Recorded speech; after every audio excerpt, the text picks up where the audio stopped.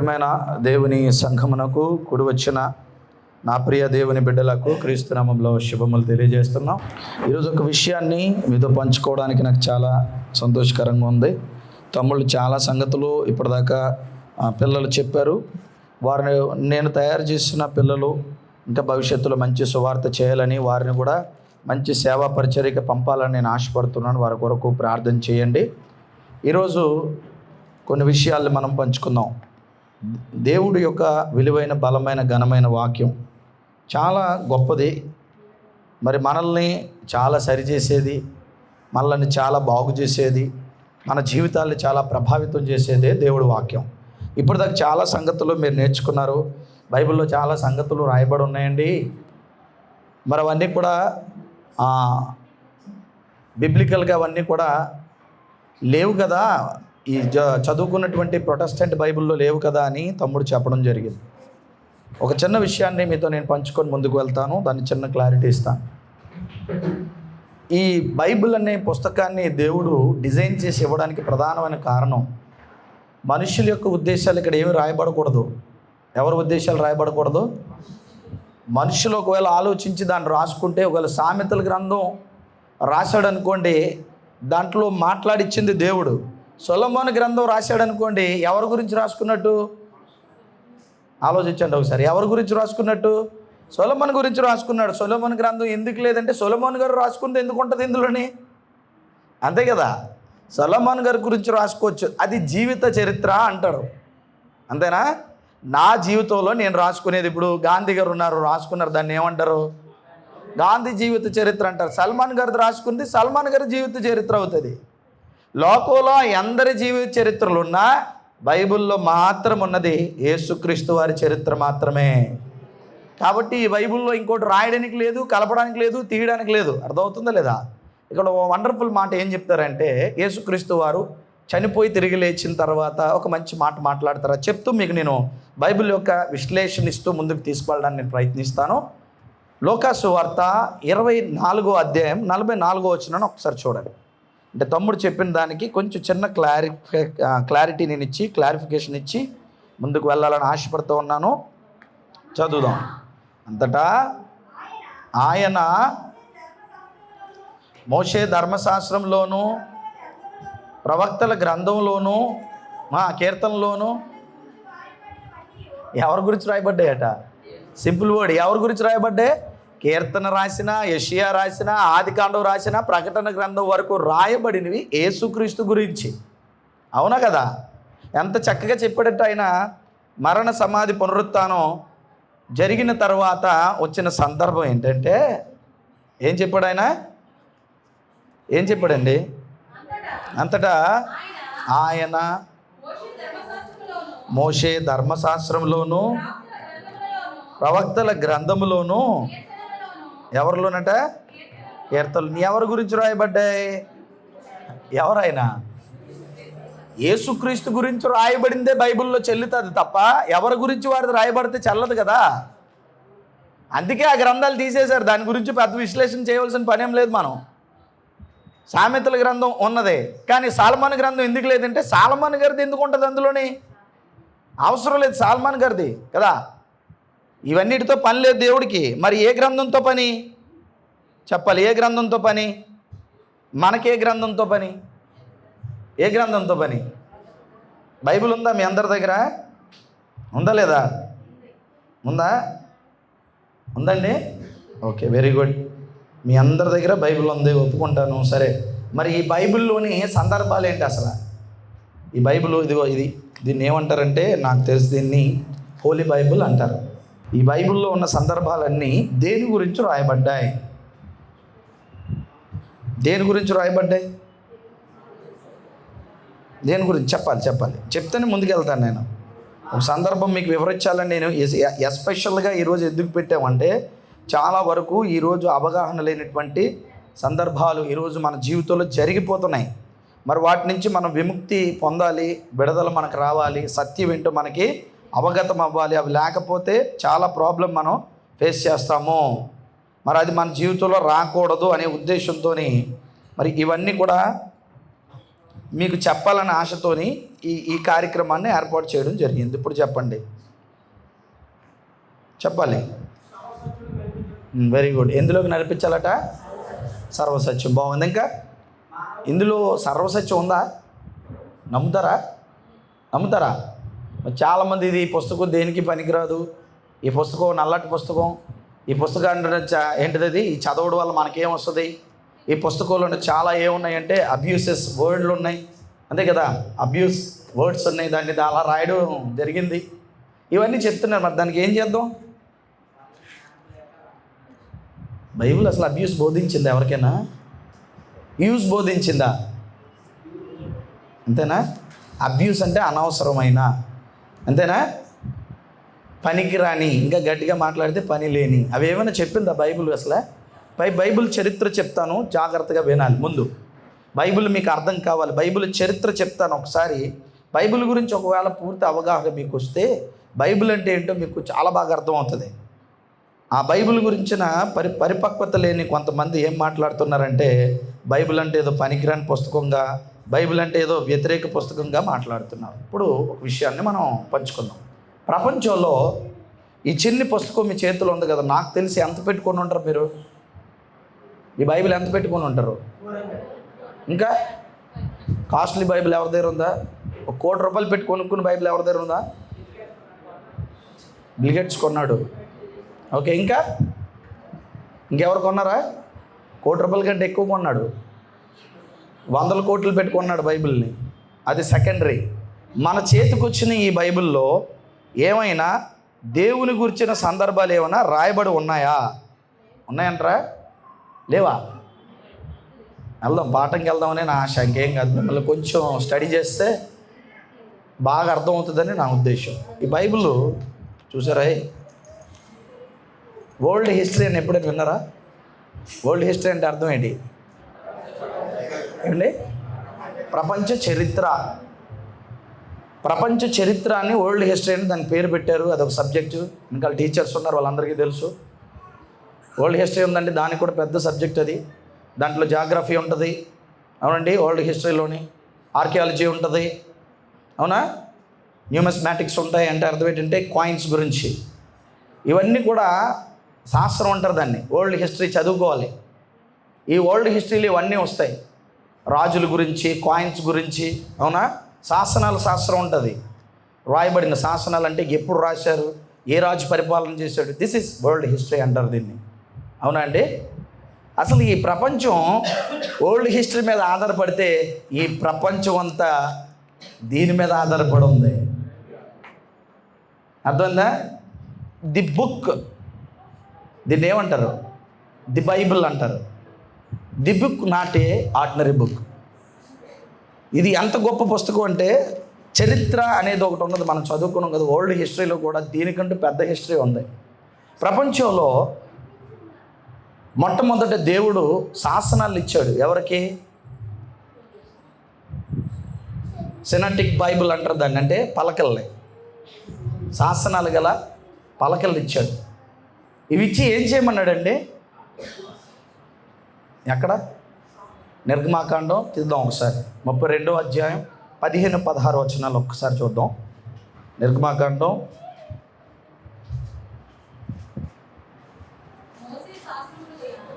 చాలా జాగ్రత్తగా ఈ పదాన్ని మాత్రం మనం తీయాలి. మోషే శాసనములు గల ఏ పలకలండి?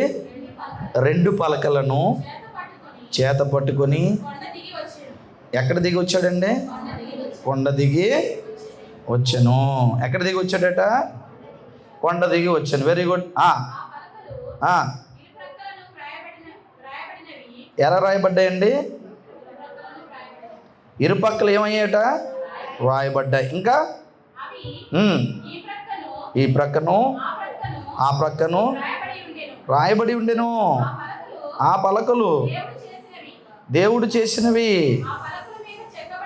ఆ పలకల మీద చెక్కబడిన రాత. Very good. దీన్ని ఏమంటారంటే సినాటిక్ బైబిల్ అంటారు దీన్ని. అంటే మొట్టమొదట ఎక్కడ దీన్ని దేవుడు పెట్టాడండి? ఎవరి ద్వారా ఇచ్చాడు దీన్ని? Very good. మోషే గారి ద్వారా ఇది ఇవ్వడం జరిగింది. ఆ తర్వాత ఇందాక చదువుకున్నట్టు ప్రవక్తలు, తర్వాత చాలామంది దీర్ఘదర్శులకు మరొక పేరే ప్రవక్తలు. దీర్ఘదర్శులు అంటే రాబో వాటిని దేవుడు దీర్ఘకాలంలో జరగబో, దాని దీర్ఘదర్శులు అంటే దీర్ఘకాలం అంటే భూత భవిష్యత్తు వర్తమాన కాలాల్లో జరగబో సంగతుల్ని ఆ దీర్ఘదర్శులకి చూపించేవారు. అందులో ఒకరు ఎవరంటే మొట్టమొదట మోషే గారు. మొట్టమొదట శాసనాలు అంటే రాతపూర్వకంగా ఎవరి చేతికి వచ్చిందంటే ఈ అదృష్టం ఎవరి చేతికి వచ్చింది? మోషే గారికి రాతపూర్వకంగా. తదుపరి చాలా మార్పులు చేసిన తర్వాత దేవుడు ఈ బైబిల్ మన చేతికి ఇవ్వడానికి ఎందరో వారి కాలాల్లో ఒకే దగ్గర కూర్చొని ఈ బైబిల్ని ఒక్కరు రాయలేదు, ఒక ప్రాంతంలో రాయలేదు, ఒక చోట రాయలేదు, ఒకరు అనుకుని రాయలేదు, ఒకరు ఊహించి రాయలేదు.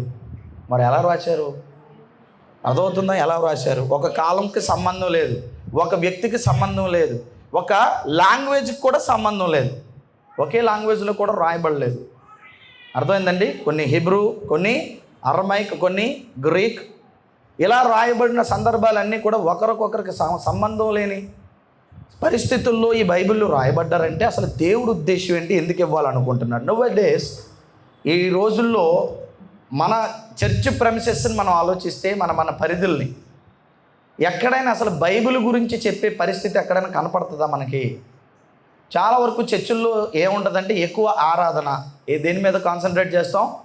ఆరాధన. తదుపరి ప్రార్థన. ఏమేమి మాట్లాడుతామండి? 1 ఆరాధన, 2 ప్రార్థన, అంతే కదా? ఈ 2 తప్పితే సంఘానికి ఇంకొకటి నేర్పించే పరిస్థితి ఎక్కడైనా ఉందంటే, నేను ఎవరిని క్రిటిసైజ్ చేయట్లేదు, కానీ నిజాన్ని చెప్తున్నా. అది మీకు బాధాకరంగా ఉంటే తప్పు నాది కాదు కదా, నిజం చెప్పినందుకు తప్పు నాది కాదు, కానీ ఆ పరిస్థితుల్లో మనం ఉన్నందుకు మనదే తప్పు అవుతుంది. సో ఇప్పుడు ప్రార్థన అండ్ ఇంకేటిదట ఆరాధన. ఈ 2 ఆరాధన ప్రార్థన వల్ల ఏమి నేర్చుకుంటాం? జ్ఞానం వస్తుందా? కరెక్ట్గా చెప్పండి. జ్ఞానం ఎక్కడ వస్తుంది? ఆరాధన వల్ల, ప్రార్థన వల్ల జ్ఞానం వస్తుందా? ఆరాధన వల్ల ఏమొస్తుంది? ఆరాధన చేస్తున్నప్పుడు నీకు భక్తిలో ఉంటావు, ఓకే. ప్రార్థన చేస్తున్నప్పుడు నువ్వు దేవుడితో మాట్లాడుతావు. మరి జ్ఞానం ఎలా వస్తుంది చెప్పాలి? మరి 2 విషయాల మీదే సంఘాలు ఈరోజు నిర్మితం అన్నాయి. 1 ఆరాధన అంటున్నారు, 2 ప్రార్థన అంటున్నారు. మరి జ్ఞానం ఎలా వస్తుంది? ఎలా జ్ఞానవంతుడు అవుతావు? జ్ఞానం నేర్చుకోకపోతే నీకేం తెలుస్తుంది? అసలు ప్రపంచం అంతా దేవుడు జ్ఞానంతోనే కదా నిర్మించాడు, అంతేనా? జ్ఞానం లేకపోతే నీకేం అర్థం అవుతుంది? ప్రతిదీ కూడా మీ పిల్లలకి స్కూల్ పంపిస్తారు దేనికోసం? జ్ఞానవంతులు అవ్వాలని కదా. అంతే. నీ ఏమంటారంటే కొంచెం జ్ఞానవంతుల్లో నడుచుకోరా అని అంటారు, పెద్దోళ్ళు అంటారు కదా. ఎలా వస్తుంది జ్ఞానం? ఎక్కడ నేర్చుకుంటే? స్కూల్స్లో, కాలేజెస్లో, యూనివర్సిటీస్లో, లేకపోతే ఓపెన్ యూనివర్సిటీస్లో ఇలాగ వస్తుందా? ఎక్కడ పడితే అక్కడ, ఎప్పుడు పడితే అప్పుడు ఎవరు పడతారు చెప్తారని మీరు అనుకుంటే పొరపాటు. ప్రపంచం ఎక్కడైతే జ్ఞానం అనేది లేకుండా ఆగిపోయిందో అక్కడ అద్భుతమైన మాటలు దేవుడు చెప్తాడు. ఇప్పుడు ఆ యొక్క సీనాయి పర్వతం మీద ఏమిచ్చాడట? ప్లేట్స్ ఇచ్చాడు, పలకలు. మొట్టమొదట దేవుడు ఏమంట? ఆయన ఆజ్ఞల్ని రాసిచ్చినటువంటి బైబిల్ అది. మీ భాషలో లేఖనాలు, ఇంకా గట్టిగా మాట్లాడితే ఏంటవి? లేఖనాలు, రాయబడిన దేవుడి మాటలు ఇచ్చిన తర్వాత మోషే గారి కాలం అయిన తర్వాత ప్రవక్తలు ప్రవచిస్తూ వచ్చారు. కాలం అయిపోయింది, ఇప్పుడు మన కాలం వచ్చింది. మన చేతికి ఏం వచ్చింది? ఈ బైబిల్ వచ్చింది కదా. ఈ బైబిల్ రావాలంటే ఏంటి? 1 సంవత్సరం 2 సంవత్సరాలు వచ్చింది అనుకుంటున్నారా? సుమారుగా ఈ బైబిల్ పూర్తి చేయడానికి పాత నిబంధన కాలానికి 1400 సంవత్సరాలు పట్టింది సుమారుగా. క్రొత్త నిబంధనకు వచ్చినప్పటికీ 100 సంవత్సరాల లోపు. అనగా మీరు పట్టుకున్న ఈ గ్రంథం సుమారుగా 1500 సంవత్సరాలు సుదీర్ఘ కాలంలో రాయబడినటువంటి ఒక విలువైన, ఘనమైన, బలమైన పుస్తకం ఈ భూమి మీద ఏదైనా ఈరోజు చరిత్రలో ఉందంటే one and only Bible. That is Bible history. ప్రపంచంలో ఎవరి హిస్టరీ ఇన్ని సంవత్సరాలు రాయడం మీరు చూసారా? ఎవరి చరిత్ర అయినా, ఏ రాజు చరిత్ర అయినా, ఏ జ్ఞానవంతుడి కోసమైనా, ఏ గొప్ప వాడి కోసమైనా రాయాలంటే కుదరదు. అన్ని సంవత్సరాలు రాయాలి. సుమారుగా 1400 సంవత్సరాలు పాత నిబంధన, క్రొత్త నిబంధన 100 సంవత్సరాల లోపు అంటే సుమారుగా 1500 సంవత్సరాలు బైబిల్ రాయడానికి కాలం పట్టిందంటే అంత టైంని దేవుడు ఎందుకు తీసుకొని ఉంటాడు? ఆలోచించండి. దేవుడు కలుగుగా కంటే అన్నీ అయిపోతాయి కదా, మరి ఎందుకు తీసుకొని ఉంటాడు? జ్ఞానానికి చాలా టైం అవసరం, అవునా కదా? అవునండి. మరి మీ వాడు ఎంత చదువుతున్నాడంటే ఇప్పుడు ఏ క్లాస్ అని చెప్తారు? ఏమని చెప్తారు? 10th క్లాస్ అనో 9th క్లాస్ అనో మీ ఓన్ స్కూల్లో జాయిన్ చేసినట్టు అన్ని క్లాసులు ఒకసారి చెప్పి 1 సంవత్సరం లావు కూడా వచ్చు కదా. ఏం అవరేమి జ్ఞానం ఎలా నేర్చుకోవాలి? గ్రాడ్యువల్గా నేర్చుకుంటూ వెళ్ళాలి, అవునా కదా? నువ్వు 1 నుంచి 2, 2 నుంచి 3, 3 నుంచి 4 వెళ్ళి 10వ క్లాస్కి వచ్చినప్పుడు 10 సంవత్సరాలు పడితే, +2 చదవడానికి ఒక 2 సంవత్సరాలు పడితే, డిగ్రీ పూర్తి చేయడానికి ఇంకొక 3 సంవత్సరాలు పడితే, పీజీ చేయడానికి ఇంకొక 2 సంవత్సరాలు పడితే ఎన్ని సంవత్సరాలు అయిందండి? 17 సంవత్సరాలు అయింది, అవునా? అందులో స్పెషల్ గ్రాడ్యుయేషన్స్ ఉంటాయి, ఇంకా అవి చేయాలంటే ఇంకో 3 ఇయర్స్. మొత్తం మీ ఎడ్యుకేషన్ పూర్తి అవ్వాలంటే మినిమం ఎంత ఉండాలి? టోటల్గా మీరు జ్ఞానవంతులు అవ్వాలి, PhD చేయాలి అని అనుకుందాం, ఒక 20 ఇయర్స్ పెట్టాలొద్దా? అయిపోతారా మీరు నమ్మిన సబ్జెక్ట్ మీద? మీరు నమ్మిన ఆఫ్టర్ ఆల్ ఈ భూమి మీద ఉండే సబ్జెక్ట్కి 20 సంవత్సరాలు పెట్టాలంటే పరలోక సబ్జెక్ట్కి దేవుడు 1400 సంవత్సరాలు పెట్టాడంటే ఆలోచించండి ఒకసారి. అర్థమైంది మీకు? జాగ్రత్తగా వినండి. మనుషులకి ఎందుకు చెప్పాలనుకున్నాడు దీని గురించి? ఫస్ట్ మాట చదువుతూ నేను ముందుకు వెళ్తాను, ఓకేనా? 8వ అధ్యాయం 6వ అధ్యాయము ఆదికాండము 5వ వచనాన్ని చూద్దాం. 6వ అధ్యాయము 5వ వచనాన్ని చూద్దాం. జాగ్రత్తగా వినండి. నాకు చాలా తక్కువ టైం నేను తీసుకుంటాను, ఎక్కువ సబ్జెక్ట్ చెప్పడానికి నేను ప్రయత్నిస్తాను. నరుల చెడుతనము. ఎవరు చెడుతనం గొప్పదండి? మరల వినాలి. ఎవరు చెడుతనం గొప్పది? భూమి మీద మనుషుల మంచితనం అని అనట్లేదు దేవుడు. ఏం గొప్పదంట? నరుల చెడుతనము భూమి మీద గొప్పదనియు, వారి హృదయము యొక్క తలంపులలోని ఓహంతయు ఎల్లప్పుడూ కేవలము చెడ్డది. బాగా వినాలి.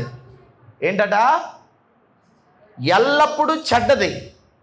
అంటే దేవుడు ఏం ఫోకస్ చేస్తున్నాడు అంటే, నిన్ను జ్ఞానవంతుణ్ణి చేయాలి. ఎక్కడి నుంచి జ్ఞానవంతుణ్ణి చేయాలంటే బాహ్య శరీరంతో కాదు. నిన్ను ఎక్కడి నుంచి దేవుడు చూడాలనుకుంటే హృదయాంతరాల్లోంచి నిన్ను జ్ఞానవంతుణ్ణి చేయాలనుకున్నాడు. పరిపక్వమైనటువంటి మనిషిగా మార్చాలనుకున్నాడు. మార్చాలంటే ఏం చేయాలి? ఎప్పుడు చూశాడంటే, ఇది ఆది కాలంలోనే, ఈ యొక్క నోవహు గారి కాలంలోనే మనుషులందరూ కూడా ఎలా అయిపోయారట? చెడిపోయారా లేదా? భూమి మీద వారి చెడుతనము గొప్పది. ఎప్పుడు ఇది? సుమారుగా కొన్ని వేల సంవత్సరాలకు పూర్వం. అక్కడ నాగరికత లేదు, సెల్ ఫోన్ లేదు, అవునా కదా? మనం వాడుకోవడానికి ల్యాప్టాప్లు లేవు, కంప్యూటర్స్ లేవు, అవునా? డిజిటల్ యుగం కాదది, రోబోటిక్స్ యుగం కాదది, ఏ యుగం కాదది. అలాంటి కాలానికి వెళ్ళినప్పుడే మనిషి చెడ్డోడంటే, ఇప్పుడు మనం ఎక్కడున్నామంటే రోబోటిక్స్ యుగంలో ఉన్నాం, ఏఐలో ఉన్నాం. అంటే ఇప్పుడు మనం మంచోలోనా చెడ్డోలోనా? చెప్పాలి. ఇంకా చెడ్డోలు మనం. నరుని చెడుతనం భూమి మీద చెడ్డదని ఎవరు చూశారటండి? దేవుడు చూశాడు. బాగా వినాలి మాటనే. దేవుడు చూశాడు. అయితే ఏం చేయాలి?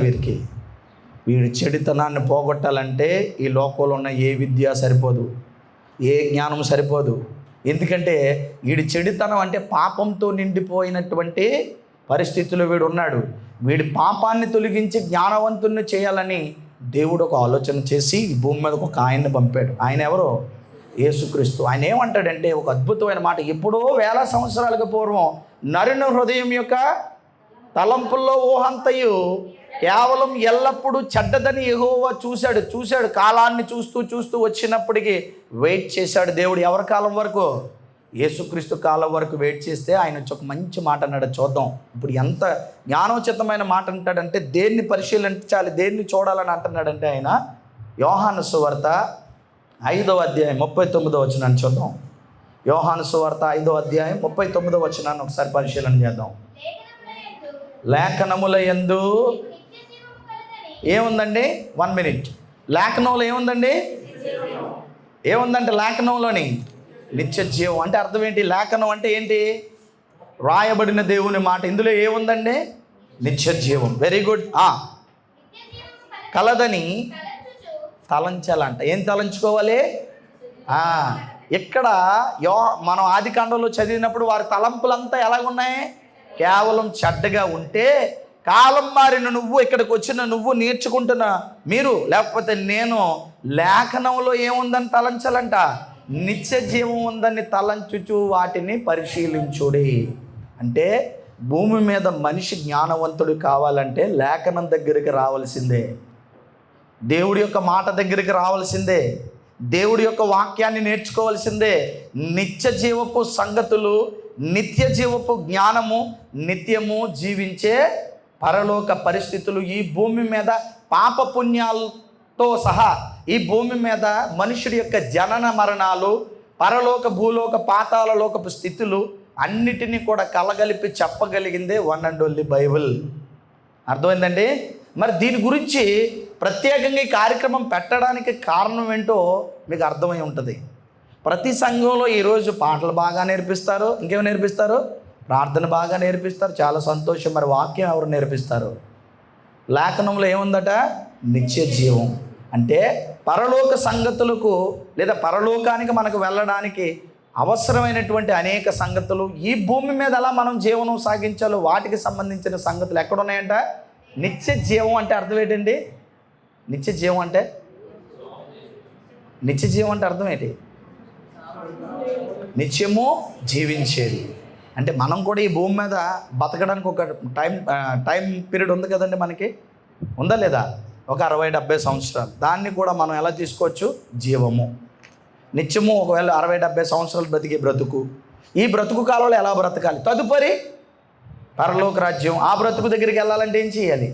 ఎవరు చెప్తారు? ఎవరు నేర్పిస్తారు? అందుకే నరుని హృదయం బాల్యం నుంచి చెడ్డదని దేవుడు చూశాడు, వారి హృదయం యొక్క తలంపుల్లో ఊహంతయు కేవలము చెడ్డదని దేవుడు చూశారు.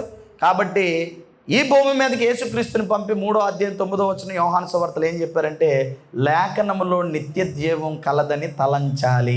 ఆ తలంపు ఇప్పుడు మనకు వచ్చిందా? అర్థమైందా? ఆ తలంపు ఎవరికైనా ఉందా? అసలు లేఖనంలో నిత్య జీవం ఉందని తలంచుకొని చదివేవారు ఎవరున్నారు?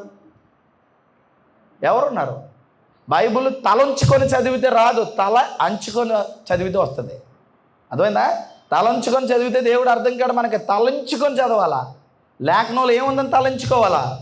నిత్య జీవం ఉందని తలంచుకొని అందరూ తల ఉంచుకొని బైబిల్ చదువుతారు. బైబిల్ చదివి తల ఉంచాలా లేదా? తల ఉంచితే గొప్పే ఉంది, తలంచుకుంటూ చదవాలన్నాడు దేవుడు. ఇప్పుడు చెప్పండి, ఏంటి తేడా కనబడ్డది మనకి? అర్థమైందా? అందుకే ఈ లేఖనాల పరిశోధన ఇక్కడ ఏమి జస్ట్ నేను ఇంట్రడక్షన్ మాత్రమే చెప్పాను. ఇప్పుడు పాఠంలోకి వెళ్దాం, జాగ్రత్తగా వినండి. ఈ భూమి మీద అత్యద్భుతమైనటువంటి జ్ఞాన గ్రంథం ఏదైనా ఉంటే వన్ అండ్ ఓన్లీ బైబిల్. మీ పిల్లలకి నేర్పించే అన్ని పుస్తకాల కంటే గొప్పది బైబిల్. రోజులో మీ పిల్లలకి ఎంతమందికి చెప్తారండి బైబిల్ చదవాలని? లేదా మీరు ఎంతసేపు చదువుతారు? ఎంతసేపు స్పెండ్ చేయగలరు? నేను ఎక్కువ ఎవరిని అడిగి నేను ప్రార్థన చేశానండి అంటారు, లేదా పాటలు పాడాను అంటారు. బైబిల్ చదివిన వాళ్ళు ఎంతమంది ఉన్నారు? అసలు బైబిల్తో మనకు పని లేదనుకుంటున్నారేమో క్రైస్తవులు. అసలు లేఖనంలో ఏముందంట? తలంచుచు పరిశీలించమన్నాడా లేదా? అర్థమైందా లేదా?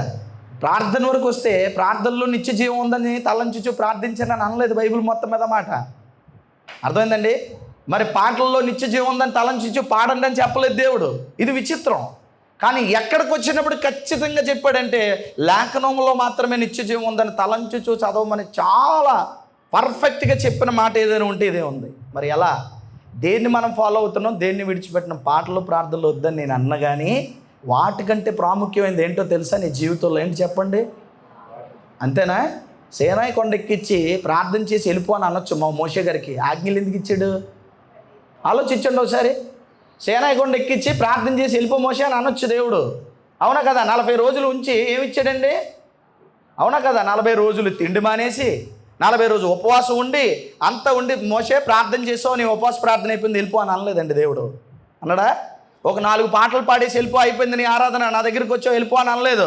40 రోజులు వెయిటింగ్లో ఏం పెట్టాడంటే తిండి మానేసి నువ్వు నేర్చుకోవాల్సింది ఏంటో తెలుసా? నేను చెప్పే ఆజ్ఞలు నేర్చుకోమని చెప్పాడు దేవుడు. దేవుడికి మహిమ కలుగుగాక.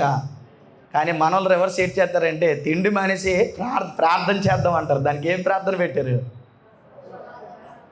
Very good. అసలు నేర్చుకోవాల్సింది అసలు మోషే గారు తిండి మానేసి నేర్చుకుంది వాక్యం. అర్థమైంది మీకు ఇప్పుడు? అంటే లేఖనం మనకి ఎంత దూరం ఉంది ఇది కూడా ఆలోచించలేని స్థితిలోకి మనం దిగజారిపోయాం. నో, ఈరోజు మీ అందరికీ మాట ఇస్తున్నాను, మిమ్మల్ని జ్ఞానవంతులుగానే ఇంటికి పంపుతాను నేను. దేవుడికి మహిమ కలుగుగాక. గట్టిగా చెప్పండి. అలా కూడా చెప్పడం ఇష్టపడలేదా? ఇదే మేము ప్రార్థన చేస్తే వద్దంటే మీరు ఎవ్వరంటే నాకు కోపం లేదు, మీ అందరంటే నాకు ప్రేమ. అందుకే ఈ కార్యక్రమం పెట్టాం. మిమ్మల్ని నిజమైన వాక్యం చెప్పి సత్యంలో మిమ్మల్ని బలపరిచి ఈ తరానికి మీరు పనికొచ్చే సాధనాలుగా మాకు ఇచ్చిన ఈ టైంలో చేయగలమేమో అని ప్రయత్నించడానికి ఇది పెట్టడం జరిగింది. ఇక బైబిల్ గురించి వద్దాం. ఎవరైతే బైబిల్కి వ్యతిరేకంగా మాట్లాడుతూ తక్కువ చేసి మాట్లాడుతున్నారో వారికి ఒక అద్భుతమైనటువంటి మాట ఇప్పుడు చెప్పబోతున్నాను, జాగ్రత్తగా వినండి. లేఖనంలో ఏముందట? ఉందా లేదా? ఈ బుక్ భూమి మీద ఎంత గొప్పదో చెప్తాను. ప్రపంచంలో మరి మనం చదువుకుంటున్న ఇప్పుడు అంతా ఎలా ఉన్నామంటే మనం ప్రింటింగ్ యుగంలో ఉన్నాం కదండి. ప్రింటింగ్, ముద్రణ, అంతేనా? ముద్రణ సమయంలో మనం ఉన్నాం. ప్రతిదీ కూడా మన బుక్స్ కానీ ఏం కానీ అన్నీ ముద్రింపబడిన టైంకి మనం వచ్చాం, పరిపక్వతలోకి. ఇంకా ఇప్పటి నుంచి ఏమైపోయిందంటే డిజిటల్ ప్రింటింగ్లోకి మనం వెళ్ళిపోయాం. అంటే అర్థం ఏంటి? మనమే టైప్ చేసుకోవచ్చు కదా. ఇందులో ఎవరు టైప్ చేస్తారు? మనమే కదండి. ఎవరికైతే మెసేజ్ పెడితే ఎవరు టైప్ చేసేస్తారు? అంటే మీరే ఏం చేస్తారు? మీ మాటలు మీరే ముద్రించేసుకోవచ్చు ఇందులోని. This is like a small ఏమనాలి, ప్రింటింగ్ మెషిన్ అనొచ్చా ఇది? మీరు ఎవరికైనా ఏమైనా పెట్టాలంటే ఎలా ఉన్నామంటే హాయ్ అని పెడితే ఎందులో టైప్ చేసేస్తారు. This is a printing machine. ఇది డిజిటల్ ప్రింటింగ్ మెషిన్ అని సెల్ ఫోన్లో వాడుకుంటాం. ఇది ఒక యాప్, ఇది అవునా కదా? Very good. 1455 సంవత్సరం వరకు కూడా ప్రింటింగ్ అనేది ఎవరికి తెలియదు. అప్పుడు దాకా ఎలా వాడుకున్నారంటే రాళ్ళ మీద రాసుకోవడమో, లేకపోతే ఏమిటి చర్మపు కాగితాల మీద రాసుకోవడమో. సో ఇలాంటివి ఏవైతే వారి పరిధిలో ఉంటాయో వాటి మీద మాత్రమే ఈ యొక్క రాతలు రాసుకునేవారు. కానీ 1455 సంవత్సరంలో జోహన్నస్ గూటెన్బర్గ్ అనే ఆయన, జర్మనీకి సంబంధించినటువంటి వ్యక్తి, 1455 సంవత్సరంలో ఏం కనుక్కున్నారు? ప్రింటింగ్ ప్రెస్ కనుక్కున్నారు. అవునా కదా? మీ అందరికీ తెలిసిన విషయమే. ప్రింటింగ్ ప్రెస్ కనుక్కున్నప్పుడు ప్రపంచంలో చాలా పుస్తకాలు అప్పటికే రాయబడి ఉన్నాయి కదా. మరి ఏ పుస్తకాన్ని ముద్రించి ఉంటారంటారు? మొట్టమొదట ఎందుకని ఉంటారు? అది ఎందుకని అంటారు? అంటే నేనేమంటానంటే చరిత్ర అని అంటున్నారు కదా. చరిత్ర, హిస్టరీ అని మాట్లాడుతున్నాం కదా. ప్రపంచంలో చరిత్రలో ముద్రింపబడి శాశ్వతంగా ఉండిపోయిన మొట్టమొదటి పుస్తకం ఏదైనా ఉంటే బైబిలే. అర్థమైందా? ప్రింటింగ్ ప్రెస్ ఫస్ట్ ముద్రించిన తొలి పుస్తకం ఏది? బైబిలేనండి. నమ్ముతారు ఈ మాట? నమ్మకపోతే మీ ఇంటికి వెళ్ళి గూగుల్లో సెర్చ్ చేసుకోండి, ఏమని వస్తుందో చూడండి. 1455 సంవత్సరంలో మొట్టమొదట ప్రింటింగ్ మిషన్ కనుక్కున్నప్పుడు జోహన్నస్ గూటెన్బర్గ్ గారికి ఏ పుస్తకం మేము ముద్రించాలనుకున్నాడు? ఎందుకని? అందులో ఏటుంటాయని? లేఖనముల యందు నిత్య జీవము కలదని ఎవరు తలంచారు? జాన్ గూటెన్బర్గ్ తలంచి వీటిని ముద్రించాడు. What about you? నీ కాలం మారిన తర్వాత సుమారుగా 1455 అంటే ఇప్పుడు లెక్క పెట్టండి, 15, 16, 17, 18, 19, 20, ఎంతనా? 20 కూడా దాటేసింది. ఎన్ని సంవత్సరాలు అయిపోయింది? సుమారుగా 600 సంవత్సరాలు. సుమారుగా 600 సంవత్సరాలకు పూర్వం మనం వెళ్తే మన చేతుల్లో ఈ బైబిల్ లేదు. మరి ఎలా ఉంది? ఈ బైబిల్ చరిత్ర తెలియక సంఖలో పెట్టేసుకుంటున్నాం, పాకెట్ బైబిల్ అంటే జోబులో పెట్టేసుకుంటాం. ఇంకా ఏమైనా ఉంటాయి ఇందులోని? Digital Bible. ఇప్పుడు మోసుకురావడానికి కూడా భయమే, బాధ, భయం కూడా. ఎందుకంటే ఎవరు చూసేస్తే నన్ను క్రైస్తవుడని అనేసుకుంటారేమో నేను. అవునా కదా? క్రైస్తవుడు అనుకుంటారేమో. నేనంతా కూడా రహస్య విశ్వాసాన్ని పాటించాలి మధ్యలోని మనం అనుకుంటుంది కదండి. బైబిల్ అంటేది బరువు కాదండి. బైబిల్ అంటే నీ బాధ్యత. అర్థం అవ్వదా? క్రైస్తవుడు బాధ్యత, అది బరువు కాదు. గుడ్, ముందుకు వెళ్దాం. 1455 సంవత్సరం తర్వాత ప్రింటింగ్ ప్రెస్ మొదలైన తర్వాత దాన్ని అంచెలంచెలుగా బైబిల్ ప్రింట్ చేస్తే సుమారుగా ఇప్పటికీ ప్రపంచంలోనే అత్యధికంగా ట్రాన్స్లేట్ అయిన పుస్తకం ఏదైనా ఉందా? ఏమండి? ప్రపంచంలోనే అత్యధికంగా ట్రాన్స్లేట్ అయ్యే పుస్తకం ఏది? బైబిలేనా? Very good, no problem. చూడండి, ఇది అవుతుందా? మొత్తం పోయిందా? చూడండి ఒకసారి. సో ఏమనుకోవద్దు, ఉదయం నుంచి కొంచెం పవర్ కట్ అవుతుంది. ఎందుకని? మీకు ఈరోజు చెప్పే పాఠం సూపర్గా ఉంటుంది కాబట్టి. మీ పక్కన ఫస్ట్ కుర్చీలో ఎవడు కూర్చున్నాడు అనుకున్నారు? వచ్చి లేదా మీకు ఫస్ట్ సీట్లను ఫస్ట్ ముందు వచ్చి కూర్చున్నాడు. మీరు వింటుంటే ఇప్పుడు అన్ని నిజాలు తెలిసేసుకొని ఇంటికి వెళ్తారని చెప్పాను కదా. మీ అందరినీ అందుకే ఓపికగా వినండి. ఓపిక చాలా అవసరం, అంతేనా? ఓపిక లేకపోతే మధ్యలో మీరు ఏమీ వినలేరు, ఏమీ తెలుసుకోలేరు. ఓకే, నేను పాఠం స్టార్ట్ చేయొచ్చా? వినపడుతుందా? చెప్పనా? ఓకే, టైం అయిపోతుంది కాబట్టి భోజనం టైం కూడా నేను దీని మీద పెద్దగా ఆలోచన చేయట్లేదు. ఎందుకంటే మీరు వింటారని నేను అనుకున్నాను. ఎంతమంది వింటారో చెప్తే నేను ఫాలో అయిపోతాను. వినపడుతుందండి? చివరి వరకు వినపడుతుందా? గుడ్. ఇక ముందుకు వెళ్ళిపోదాం. 1455 సంవత్సరంలో జాన్ గూటెన్బర్గ్ గారు ప్రింటింగ్ మిషన్ కనుక్కున్న తర్వాత ఈ అంచెలంచెలుగా ఈ యొక్క 600 సంవత్సరాలు సుదీర్ఘ ప్రయాణం కలిగిన తర్వాత ప్రపంచంలోనే అత్యధికంగా ముద్రింపబడిన పుస్తకం ఏది? నిజమేనా? ప్రపంచంలోనే అత్యధికంగా ముద్రింపబడిన పుస్తకం ఏది? బైబిల్. ఎన్ని భాషల్లో ముద్రించబడిందో తెలుసా? సుమారుగా 3000. ఏంటండి? 3000 భాషల కంటే ఎక్కువగా ముద్రింపబడింది బైబిల్. ఎన్ని భాషలండి? 3000 భాషల్లో ప్రపంచంలోనే ముద్రింపబడిన వన్ అండ్ ఓన్లీ బైబిల్. గట్టిగా చప్పట్లు కొట్టండి. నెక్స్ట్ వన్, ఇంకోటి ఆశ్చర్యపోయే ఒక సంగతి చెప్పి నేను వాక్యంలోకి వెళ్ళిపోతాను. వరల్డ్ బుక్ ఆఫ్ రికార్డ్ గురించి మీకు తెలుసా? Guinness book of world records idea ఉందా?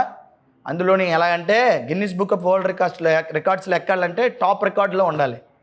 దానికి ప్రపంచంలోనే వరల్డ్ వైడ్గా అత్యధికంగా అమ్ముడిపోయే కాపీస్ ఏదైనా పుస్తకం ఉంది అంటే 1995 సంవత్సరం. గుర్తుపెట్టుకోండి. ఎప్పుడు?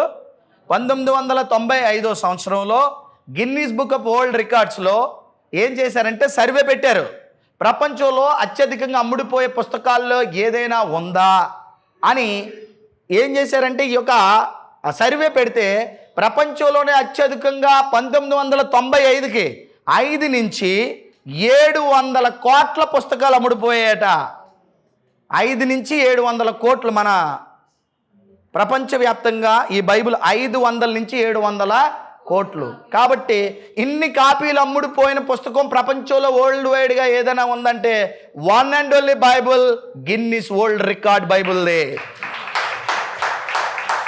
అర్థమైందా? ఈ ప్రపంచంలో ఎన్నో రిలీజియస్ బుక్స్ ఉన్నాయి, ఒక్కడి కూడా గిన్నిస్ బుక్ ఎక్కలేదు. ఎందుకని? ప్రపంచంలో ఎంత అద్భుతంగా అమ్ముడైపోయేది. ఎప్పటికీ నేను 1995కి చెప్పాను. ఇప్పుడు ఎన్ని సంవత్సరాలు జరిగిపోయింది? ఇప్పుడు ఇంకా ఎన్ని ఇయర్స్ జరిగిపోయింది? 20 ఇయర్స్ అయిపోయింది. 30 ఇయర్స్ అయిపోయింది. 30 ఇయర్స్లో ఇంకెన్ని అమ్ముడిపోయి ఉంటాయి. కానీ విషయం ఏంటంటే పుస్తకాలు అయితే అమ్ముడిపోతున్నాయి కానీ దీన్ని చదివినోడు ఎవడు లేడు. ఇది వరల్డ్ రికార్డు. మీకు అర్థం అవ్వలేదా? అది అనుకున్నారా మీరు వరల్డ్ రికార్డ్? అసలు వరల్డ్ రికార్డ్ ఇది. విషయం ఏంటంటే అమ్ముడిపోతున్నాయి, విపరీతంగా కాపీలు కొనుక్కుంటున్నారు. ఆది కాండం చదువుతాడు, మళ్ళీ ఆపేస్తాడు, మళ్ళీ మొదలెడతాడు. పుస్తకాన్ని పూర్తి చేసినాడు ఎవరున్నారు? ఒక్కడు చేస్తాడు, చూస్తాను నేను. లేరా? బైబిల్ పూర్తి చేసిన ఒక్కరు చూపించండి. Very good. పోనీ పూర్తిగా చదివారు, ఏం అర్థమైంది చెప్పండి. పోనీ అది కూడా పనే. అర్థమైందా? చదివేతో గొప్ప కాదు, ఏం అర్థమైంది? ఇది కూడా వరల్డ్ రికార్డు. ఇది సూపర్ వరల్డ్ రికార్డ్. బాగా వినండి. మీ అందరూ చాలా ఇబ్బందిగా ఉన్నారు, వినండి. మళ్ళీ చెప్తాను. శ్రమలోనే దేవుడు వాక్యం అర్థమవుతుంది. దేవుడికి మహిమ కలుగుగాక. నేను 2 గంటలు 3 గంటలైనా నేను నించొని చెప్తాను. కూర్చొని వినగలరా అంటారా? నించున్నాడు కష్టమా, కూర్చున్నాడు కష్టమా? నాకు అలా కనబట్టలేదు, వినడమేమి కష్టంగా అనిపిస్తుంది నాకు. అవును కదా? నేను మంచి మాట చెప్తానే, తప్పుగా అనుకోవద్దు. మీ మైండ్ని ఏం చేయాలంటే దేవుడి వైపు డైవర్ట్ చేయాలన్న ఆశ. 3 గంటలు లేక ఏమంటారు, అది 3 గంటల సేపు కూర్చొని సినిమా చూడగలరు, కానీ 3 గంటలు వాక్యం వినగలరు ఎవరైనా? ఏమండి? 3 గంటల పెళ్ళి చూడగలరు, 3 గంటలు వాక్యం వింటారా? బాగా చెప్పండి, నిజమా అబద్ధమా? 3 గంటల ఎంటర్టైన్మెంట్ ఏ ప్రోగ్రామ్ అయినా కళ్ళు రెప్పార్పకుండా చూడగలరు, గంట సేపు దేవుడు వాక్యం వినగలరా? మరి అదే కదా one and only Guinness record. అర్థం అవ్వలేదా? బైబిల్ రికార్డు ఎలా ఉందంటే అన్ని భాషల్లో అమ్ముడిపోయి సుమారుగా 500 నుంచి 700 కోట్ల పుస్తకాలు అమ్ముడిపోయి దీన్ని చదివినాడు ఎవడో ఉన్నాడా లేదా? లేరండి. ఇదే విచిత్రం. ఎందుకు లేరో తెలుసా? చెప్పనా? ఎందుకు లేరో చెప్తాను, వినండి. మనము బైబిల్ చదవకుండా మనల్ని ఆపే ఒక శత్రువు ఉన్నాడు. ఎవడాడు? చదువుతున్నాడు. మీకు గొప్ప మాట చెప్పనా? ఎప్పుడు మనకి నిద్ర రాపోయినా బైబిల్ చదివితే నిద్ర వచ్చేది మనకు. చూసుకోండి, నిజమా అబద్ధమా? మీరు ఒకసారి చదవండి, వచ్చిందా అంటారు. ఎప్పుడు రాలేని వాళ్ళకి అంటే ట్యాబ్లెట్ కంటే స్పీడ్గా పనిచేస్తుంది. ఏంటిది? ఎవడాడు? దేవుడు ఏం చేయమన్నాడు చిన్నమాట, దేవారాత్రులు ఏడు చేయమన్నాడు. కానీ నువ్వు పట్టుకున్నాడు నీకు నిద్ర వస్తుందంటే అర్థం ఏంటి చెప్పు. ఇప్పుడు ఏంటి అర్థం? దాన్ని ఏమనుకోవాలి? ఇదా వచ్చేసిందా? Very good. దేవుడికి వందనాలు. గట్టిగా చప్పట్లు కొట్టండి. మధ్యలో ఇవి చేస్తూ ఉండండి, కొంచెం మీకు హుషారు వస్తుంది. అర్థమైందండి? మధ్యలో మీకు అల్లెలు చెప్పించింది, అందుకే చెప్పిస్తారు స్టేజ్ మీద. తెలుసా మీకు? క్లాప్స్ కొట్టండి, అల్లెలు చెప్పండి అంటే మిమ్మల్ని మీరు ఏడ్ చేసుకుంటారు, మళ్ళీ రిఫ్రెష్ అవుతారండి, అంతే, అంతకంటే ఏం లేదు. Very good. ఇక్కడ ఒక మంచి మాట చెప్తాడు. మనం చెప్పిన అల్లెలుతోనే దేవుడు గొప్పడైపోతున్నాడు అనుకుంటున్నారు ఏంటి కొంప తీసుకొని? అర్థమైందా? మనకంటే ఎక్కువ అల్లెలు చెప్పిన వాళ్ళు ఉన్నారు ఎక్కడ? అది మీకు గడప కమ్మలు ఎగిరిపోతే మీరు అల్లెలు అనగా అంటారు. మీరు రాదు, నోట్లోంచి మాట కూడా రాదు. అల్లెలు అనగానే అసలు నోట్లోకి వస్తుందో రాదు కూడా తెలియదు. మీ గడప కమ్మలు ఎగిరిపోయిన వాళ్ళు ఉన్నారు. రేటు మీ అల్లెలు మీద దేవుడు బతుకుతున్నాడు అనుకున్నారు. రేటు కొమ్మ తీసుకొని అలాగని అనుకుంటే నేను చెప్పబోతే దేవుడికి ఏంటి, చెప్పబోతే వచ్చి నష్టం ఏంటలేదు, నీకే నష్టం. గట్టిగా వినండి, జాగ్రత్తగా వినండి మాట. ఏమండి, పడుకుంటే ఏమవుతుంది? నిద్ర వస్తుందా రాదా? బైబిల్ తీసిరట్టిన బైబిల్ నిద్ర వస్తుంది రాదా? వస్తుందండి. ట్రై చేయండి ఎప్పుడైనా. అందుకే మనం పూర్తిగా బైబిల్ చదవలేము. నిజం చెప్తున్నాను. బైబిల్ చదవకపోవడం ప్రధానమైన కారణం ఏంటి? బైబిల్ ఓపెన్ చేసినట్టు నిద్ర వస్తుంది మనకి. ఎవడు తీసుకుని వస్తాడు మన మీదకి నిద్రనే? ఏమండి, మెలకువగా ఉండిడని అన్నాడా లేదా దేవుడు? అవన్నీ పక్కెళ్ళిపోతాయి. దేవారాత్రులు మీరు ధ్యానించండి, మెలకువగా ఉండి ఇవన్నీ చెప్తా. ఇవన్నీ మనకి ఎక్కువ. ఏదో ఆనవాయితీగా బైబిల్ చదువుతావునా కదా, రాత్రి పడుకున్నప్పుడు 2 వచనాలు చదివేయాలి. ఏమని? యెహోవా నా కాపరి, నాకు లేమి కలమదు, పచ్చిగల చోట్ల నేను పడుకున్న. బెడ్డమే పడుకుని మళ్ళీ పచ్చిగల చోట్ల అంటావేటి? నిజమా అబద్ధమా? ఆయన అన్నాడంటే అర్థం ఉంది. నిజంగా యుద్ధానికి వెళ్ళాడు. యుద్ధంలో ఎక్కడ పడుకుంటాడు? వెళ్ళి పచ్చిగల చోట్ల పడుకున్నాడు. నా శత్రువు ఎదుటి నువ్వు భోజనం, అదంతా కూడా యుద్ధం కోసం మాట్లాడుతూ గాఢాంధకార లోయపులోకి వెళ్ళాను నేను. అవునా కాదండి? మరి ఆ వచ్చిన నువ్వు ఆడించుకుంటావేటి? యుద్ధానికి వెళ్ళేవాడు దేవుడి కోసం ఎప్పుడైనా. బెడ్డ మీద పడుకున్నాడంట. దేని మీద చెప్తుంటాడు? పచ్చిగల చోట్ల. పచ్చిక అది దాని డూరోఫ్లెక్స్. బెడ్డ మీద పడుకుని పచ్చికని మాట్లాడతావా? ఏమనాలి చెప్పు నిన్ను? నిజమా అబద్ధమా? ఎంత అంటే వాక్యాన్ని కూడా మనం ఏం చేసుకుంటున్నాం? అది మనకి అని అనుకుంటున్నాం. నీకున్నది ఏంటో తెలుసా? అన్నీ చదువుకొని నీదేది ఉందో నీకు తెలుసుకోవాలి. అన్నీ నీవు కాదు, నీదేది ఉందో, నీకేది ఉందో, నీకేం చెప్పాడో దేవుడు తెలుసుకోవడానికి దీన్ని పరిశీలన చేయమన్నాడు. దావీదు గారిలాగా నువ్వు ఎప్పటికీ అవుతావా? అవగలవా? మరి గాఢాంధకారంలో ఇలాంటివాడి సిటీ అంతా తిరిగేసి ఇంకెక్కడ ఇక్కడెక్కడ చీకటి ఉంది. చీకటి ఉందండి. విశాఖపట్నంలో ఏ మూలకెళ్ళి ఏముంటుంది?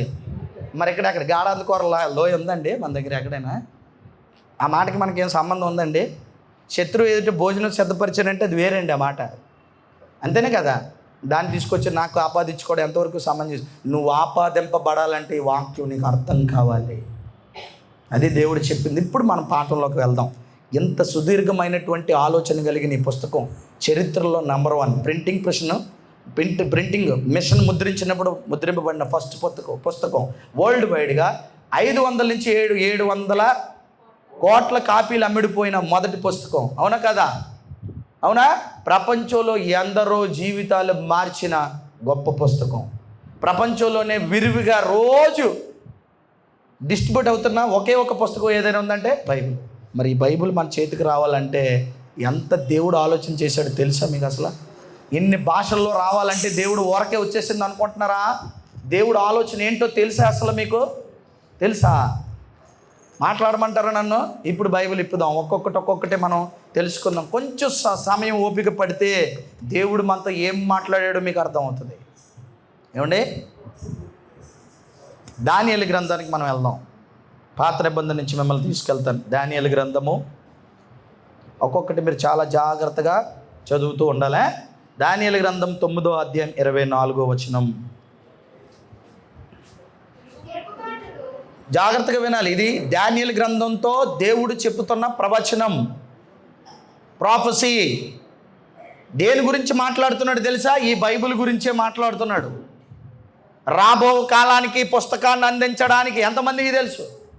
దానియేలు గారు అంటే ఏం చెప్పారని చెప్తున్నారు? సంఘం గురించి మాట్లాడాడండి. మాదియా, పార్షిక, ఇంకా ఇక్కడ పైన అంతేనా? బబులోను, మాదియా, పార్షిక, రోమ్, గ్రీక్ దేశాల గురించి మాట్లాడారని అంతవరకే మీరు మాట్లాడుతున్నారు. కానీ ప్రపంచంలోనే ప్రభావితం చేయబో పుస్తకం గురించి కూడా ఆయన ప్రవచించాడు. దేవుడు ఆయనతో మాట్లాడాడు. వాటిని జాగ్రత్తగా దాయమని చెప్పాడు దేవుడు. చదువుదాం. దానియేలు గ్రంథం 9వ అధ్యాయం 24వ వచనం. తిరుగుబాటును మాన్పుటకును. దేన్ని మాన్పాలట? తిరుగుబాటు అంటే అర్థం ఏంటి? తిరగబడ్డం. మాన్పుటకును, పాపమును నివారణ చేయుటకును. Underline this point. ఎవరి మీద ఎవరు తిరుగుబాటు చేస్తున్నారు? మనుషులందరూ దేవుడి మీద తిరుగుబాటు చేస్తున్నారు. ఇది మానాలి. ఎలా తిరుగుబాటు చేశారు? ఇందాక చదువుకున్నారు. నరుని హృదయం యొక్క తలంపుల్లో ఊహంతయు ఎల్లప్పుడూ కేవలమని యెహోవా చూచి నా ఆత్మ నరులతో ఎల్లప్పుడూ వాదించదు. అంటే అర్థం ఏంటి? తిరగబడుతున్నారని లేదా? ఓకే. ఈ తిరగబడుతున్న మనుషుల యొక్క తిరుగుబాటుని, దేవుడి మీద తిరగబడుతున్న మనుషుల యొక్క తిరుగుబాటును ఆపుటకు, పాపమును నివారణ చేయుటకు. పాపాన్ని ఏడు చేయాలట? నివారణ చేయుటకు, దోషము నిమిత్తము ప్రాయశ్చిత్తము చేయుటకును, యుగాంతము వరకు, అండర్లైన్ దిస్ పాయింట్, యుగాంతము వరకు ఉండినట్టి నీతిని బయలుపరుచుటకును. యుగాంతం వరకు అంటే ఈ సృష్టి పోయే వరకు ఉండే నీతిని బయలుపరచుటకును, దర్శనమును ప్రవచనమును ముద్రించుటకును, అతి పరిశుద్ధ స్థలమును అభిషేకించుటకును, నీ జనమునకును పరిశుద్ధ పట్టణమునకు 70 వారములు విధింపబడినని ఇది చెప్పి ముద్రించుటకునని చెప్పి తర్వాత ఏమంటున్నాడంటే 12వ అధ్యాయం 4వ వచనం, అదే దానియేలు గ్రంథంలో చదువుదాం. దానియేలు, నీవు ఈ మాటలు మరుగు చేసి ఏం చేయమంటున్నాడు?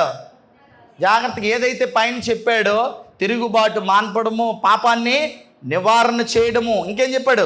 దోషము నిమిత్తం ప్రాయశ్చిత్తము, యుగాంతం వరకు ఉండే నీతి ఏదైతే ఉందో అది ముద్రించుటకు అని చెప్పేసి తర్వాత ఏమంటాడంటే దానియేలు, నీవు ఈ మాటలను మరుగు చేసి అంత్యకాలము వరకు ఈ గ్రంథమును ముద్రింపంటే అర్థం ఏంటి? సీల్ వేసేయమన్నాడు. ముద్రించమంటే ప్రింట్ చేయమని కాదు, దానికి సీల్ వేయమని. బాగా వినాలి, ఇదే సీక్రెట్. ఇక్కడ బైబిల్లో బైబిల్ గురించి చెప్పడం అది విశేషం. అర్థమైంది? బైబిల్ ఎంత గొప్ప పుస్తకమో బైబిల్లో రాయబడింది, కానీ మనం చదవం. ఎవరు చెప్తారని నేను అనుకున్నాను. ఏమండి, నేను ఒక హైందవ కుటుంబం నుంచి మారినోడు. నేను మా ఇంట్లో తడిమడి ఆచారాలు, చాలా భయంకరమైన పూజా పునస్కారాలు చేసే కుటుంబం నాది. కానీ నా బ్రతుకును మార్చిన గొప్ప పుస్తకం ఏదైనా ఉంటే వన్ అండ్ ఓన్లీ బైబిల్. గుర్తుపెట్టుకోండి, నాకు అందుకే చాలా ఇష్టం. నేను నేర్చుకున్నది నాతో అంతం అయిపోకూడదు, సమాజానికి చెప్పాలి, నా అక్క చెల్లెలకి చెప్పాలి, నా అన్నదమ్ములకి చెప్పాలి. ఈరోజు పనికిరాని పుస్తకంగా, ఏదో తల కింద పెట్టుకొని పడుకునే పుస్తకంగా, ఎక్కడో బీరువాలో దాన్ని ఏమంటారంటే డబ్బులు పక్కన పెట్టుకునే పుస్తకంగా, లేకపోతే ఇది డబ్బులు పెట్టుకునే పుస్తకంగా, ఏవేవో దాచుకునే పుస్తకంగా వాడుకుంటున్నామే. ఈ పుస్తకం యొక్క విలువ తెలిస్తే దీన్ని నెత్తి మీద పెట్టుకొని ఊరేగిస్తాం. అర్థమైందా? ఇక్కడ పెట్టుకోవాలని, ఇక్కడ కాదు, ఎక్కడ రాలేదు ఇంకా ఈ సమాజానికి. చెప్పట్లేదు ఎవరు. ఎలా? ఎవరు చెప్తారా అని అనుకుంటే ఎవరు చెప్పట్లేదు. దానియేలు దీన్ని జాగ్రత్తగా ఏం చేయమన్నాడు? చదువుతాం. దానియేలు, నీవు ఈ మాటలు మరుగు చేసి అంత్యకాలం వరకు గ్రంథమును సీలేసాయి. ముద్రించమంటే ప్రింట్ చేయమని కాదు, సీలేయి. చాలామంది నలుదిశలను అనుసరించినందున తెలివి అధికమగును అని నాతో మాట్లాడు గాబ్రియేలు అతడు చెప్పాను. గాబ్రియేలుకి చెప్పాడు. చాలామంది నలుదిక్కులు తిరుగుతున్నారు. వాళ్ళందరూ ఎవరట? ప్రపంచ చరిత్రకారులు. నలుదిక్కులకి తిరిగితే ఏం రాస్తారు? అర్థమైందా? నలుదిక్కులకి తిరిగితే ఏం రాస్తారండి? హిస్టరీ. నలుదిక్కులకి తిరగడం వల్ల ఏమైపోతుంది? జ్ఞానము వచ్చేస్తుంది. మనుషులకి ఏమొస్తుందట? జ్ఞానం వచ్చేస్తుంది. కాబట్టి వీళ్ళందరూ జ్ఞానవంతులు అనుకుంటున్నారు, వీళ్ళందరిది ప్రపంచ చరిత్ర అనుకుంటున్నారు. నేను చెప్పే జ్ఞానం ఉంది చూసావా, జాగ్రత్తగా దాన్ని ఏం చేయమన్నాడు? సీలే అన్నాడు. దీన్నంతా నేను చెప్పింది అప్పుడే చెప్పక, నువ్వు విప్పడానికి కాదు ఇది. జాగ్రత్తగా దాన్ని ఏం చేయమన్నాడు? దాచేయమన్నాడు. ఏమండి, నిజంగా ఈ తరంలో పుట్టిన మనం అందరూ అదృష్టవంతులం. దానియేలు గారు చెప్పిన మాట ఆ తరంలోనే ఎవడు వినకుండా దేవుడు ఏం చేశాడు? నీకే చెప్తున్నా, నీ సీక్రెట్ ముద్ర వేసేయమన్నాడు. అవునండి, ముద్ర వేసేయమంటే ఆ తర్వాత కొన్ని వందల సంవత్సరాలు గడిచిపోయిన తర్వాత అప్పుడు కానీ సీక్రెట్ బయటికి రివీల్ చేయలేదు. జాన్ గోటన్బర్గ్ వచ్చి 1455 సంవత్సరం తర్వాత అచ్చు యంత్రం కనుగొనకపోతే, దేవుడు అవకాశం ఇవ్వకపోతే ఈరోజు ప్రింట్ అయిన పుస్తకం నీ చేతికి రాదు. ఆలోచించవా నువ్వు ఎంత అదృష్టవంతుడువో? బైబిల్ నేను చెప్తాను, ప్రపంచంలో గొప్ప ధనవంతుడు ఎవడైనా ఉంటే ఈ పుస్తకం కలిగినోడే ధనవంతుడు. బైబిల్ చేతిలో ఉన్నోడే ధనవంతుడు. అర్థమైందా? మనం ఏమనుకుంటామంటే బిల్ గేట్స్ గొప్పోడు అనుకుంటాం మనం. కానీ బిల్ గేట్స్ ఏమన్నాడంటే, నాకంటే గొప్పది, నా తెలివి కంటే గొప్పది బైబిల్ అని 200 కోట్లకి ఎక్కువ పెట్టుకో అన్నాడు. 200 పెట్టి కొనుక్కో, మనం ఎందుకులే అంటాం. అవునా కదా? ఇది మనకి మన విశ్వాసం అంటే ఇంతేనండి దేవుడి పట్ల. వండర్ఫుల్ మాట చెప్తాను. దానియేలు, నీవు ఈ మాటలు మరుగు చేసి అంత్యకాలం వరకు ఈ గ్రంథమును ముద్రింపుము. చాలామంది నలుదిశలను అనుసరించినందున తెలివి అధికమగును అని నాతో మాట్లాడు గాబ్రియేలును అతడు చెప్పాను. ఎవరితో చెప్తున్నాడు? గాబ్రియేలు వచ్చి దేవుడి మాటను తీసుకొచ్చి, వీళ్ళందరూ చరిత్రకారులు అంటారు వీళ్ళందరినీ, కానీ ప్రపంచ చరిత్రను మార్చే ఒక సంగతి చెప్తాను. అదే దేవుడి మాట, అదే దేవుడి యొక్క వాక్యం. దాన్ని ఏం చేయమన్నాడు అంటే సీక్రెట్ని ఏం చేయమన్నాడు? ముద్రేసే. నెక్స్ట్ వన్, భూమి మీద గొప్పదే, దేవుడి యొక్క ప్రవచనాల్లో గొప్పదే. ఈ గొప్ప పుస్తకం అందుకోవాలంటే ఎవరు తరం కాలేదని ముద్రలన్నీ వేసేసిన తర్వాత మనకి 66 పుస్తకాలు మన చేతికి రావాలని దేవుడు అన్నిటినీ కూడా సీక్రెట్గా దాచేస్తే అప్పుడు ఒక రివీల్ చేసే ఒక మంచి మాటని ప్రకటన గ్రంథంలో చెప్తున్నాడు. 5వ అధ్యాయంకి వెళ్దాం. ప్రకటన గ్రంథం 5వ అధ్యాయం. వండర్ఫుల్ వర్డ్స్ ఇవి, మన మీ జీవితానికి ఎంత అవసరం అంటే చాలా ప్రాముఖ్యమైనవి. ప్రకటన గ్రంథము 5వ అధ్యాయాన్ని ఒక్కసారి మనం చదువుకుందాం. మొదటి వచనం నుంచి చదువుకుందాం. ప్రకటన గ్రంథము 5వ అధ్యాయము మొదటి వచనం నుంచి. మరియు లోపటను వెలుపటను ఏం కలిగండి? రాత కలిగి 7 ముద్రలు ఏడు చేసాడట, గట్టిగా వేసి. 7 ముద్రలు అంటే ఏంటో తెలుసా? 7 అంటే ఏంటి? సంపూర్ణంగా, అంటే దాన్ని ఎప్పటి విప్పడానికి వీలు లేదు. మీకు ఒకటి చెప్తాను బాగా వినండి. పైన టీచర్స్ ఉన్నారు. ఎప్పుడైనా ఈ యొక్క ఇంపార్టెంట్ ఈ పరీక్షలు జరుగుతూ ఉంటాయి, మనకి ఎగ్జామ్స్ జరుగుతున్నాడు. ఆ పేపర్స్కి ఏం వేస్తారండి? వేస్తారేరా? ఎలా వస్తుందో తెలుసా? అసలు పేపర్ లీక్ అవ్వకూడదు. ఎంసెట్ కానీ ఈసెట్ కానీ సెట్స్ రాస్తాం కదండి, లేదంటే ఏదైతే పబ్లిక్ ఎగ్జామ్స్ రాస్తామో అవి రాస్తూ ఉన్నప్పుడు ఏవైతే ఇప్పుడు మరి ఇది కాంపిటేటివ్ ఎగ్జామ్స్ రాస్తూ ఉంటాం, ఈ పేపర్స్ అన్నిటి మీద ఏంటేస్తారు? సీల్స్ వేస్తారు. తెలుసా లేదా? ఎవ్వరు ముట్టుకోవడానికి లేదు. ప్రభుత్వ ప్రొటెక్షన్లో అది వస్తుంది. ఎందుకని? అది ఇప్పాలంటే ఎవరు అర్హత కలిగి ఉండాలి? ఆఫీసర్ ఉండాలి అక్కడ. అవునా? సైన్ చేసి ఇప్పాలి అక్కడ. అందరి ముందు కట్ చేయాలి. అసలు పేపర్ లీక్ అవ్వడానికి వీలు లేదు. అసలు అర్థమైందా లేదా? అంటే ప్రపంచానికి 7 ముద్రలు వేసాడంటే ప్రవక్తలతో చెప్పి దీన్ని సీల్ వేసి ఎక్కడ ఎవడు లీక్ చేయడానికి వీలు లేదు అన్నాడు. వినాలే, ఎక్కడ ఎవరు లీక్ చేయడానికి వీలు లేదు. ప్రవక్తలకు వచ్చాడు. ప్రవక్తలు ప్రకటించమనిసినవి ఏమున్నాయో ప్రకటించాలి, మిగతావన్నీ దాచేయాలి. దాచేయమని చెప్పించి సీక్రెట్గా దానియేలు గారితో ప్రవక్తలతో ముద్ర వేసేసి, చదవండి ఎంత బాగా చెప్తున్నాడు ఇక్కడ. ప్రకటన గ్రంథం చివరి పుస్తకం, అంత్యకాలంలో రాయబడిన చివరి పుస్తకం, యేసుక్రీస్తు మరణ సమాధి పునరుత్థానం రాబో సందర్భాల గురించి, ప్రపంచ అంతం గురించి రాయబడిన చివరి గ్రంథం. పుస్తకం కూడా కాదు, గ్రంథం. అది అర్థమైందా? ప్రకటన గ్రంథం అని ఉంటుంది చూసారా? అంటే అన్ని గ్రంథాల సమాహారంతో ముగింపులోకి వచ్చినటువంటి గ్రంథం ఏది ఉంది?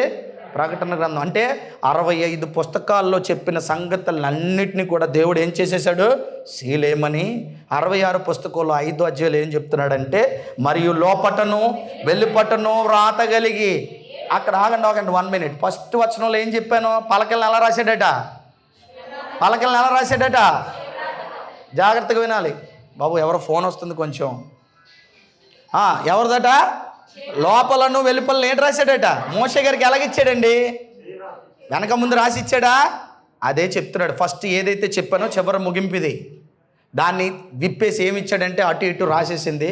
మోషే వాళ్ళకి వెళ్ళి చెప్పు అన్నాడు కదండి, రాసి ఇచ్చాడు కదండి దేవుడు.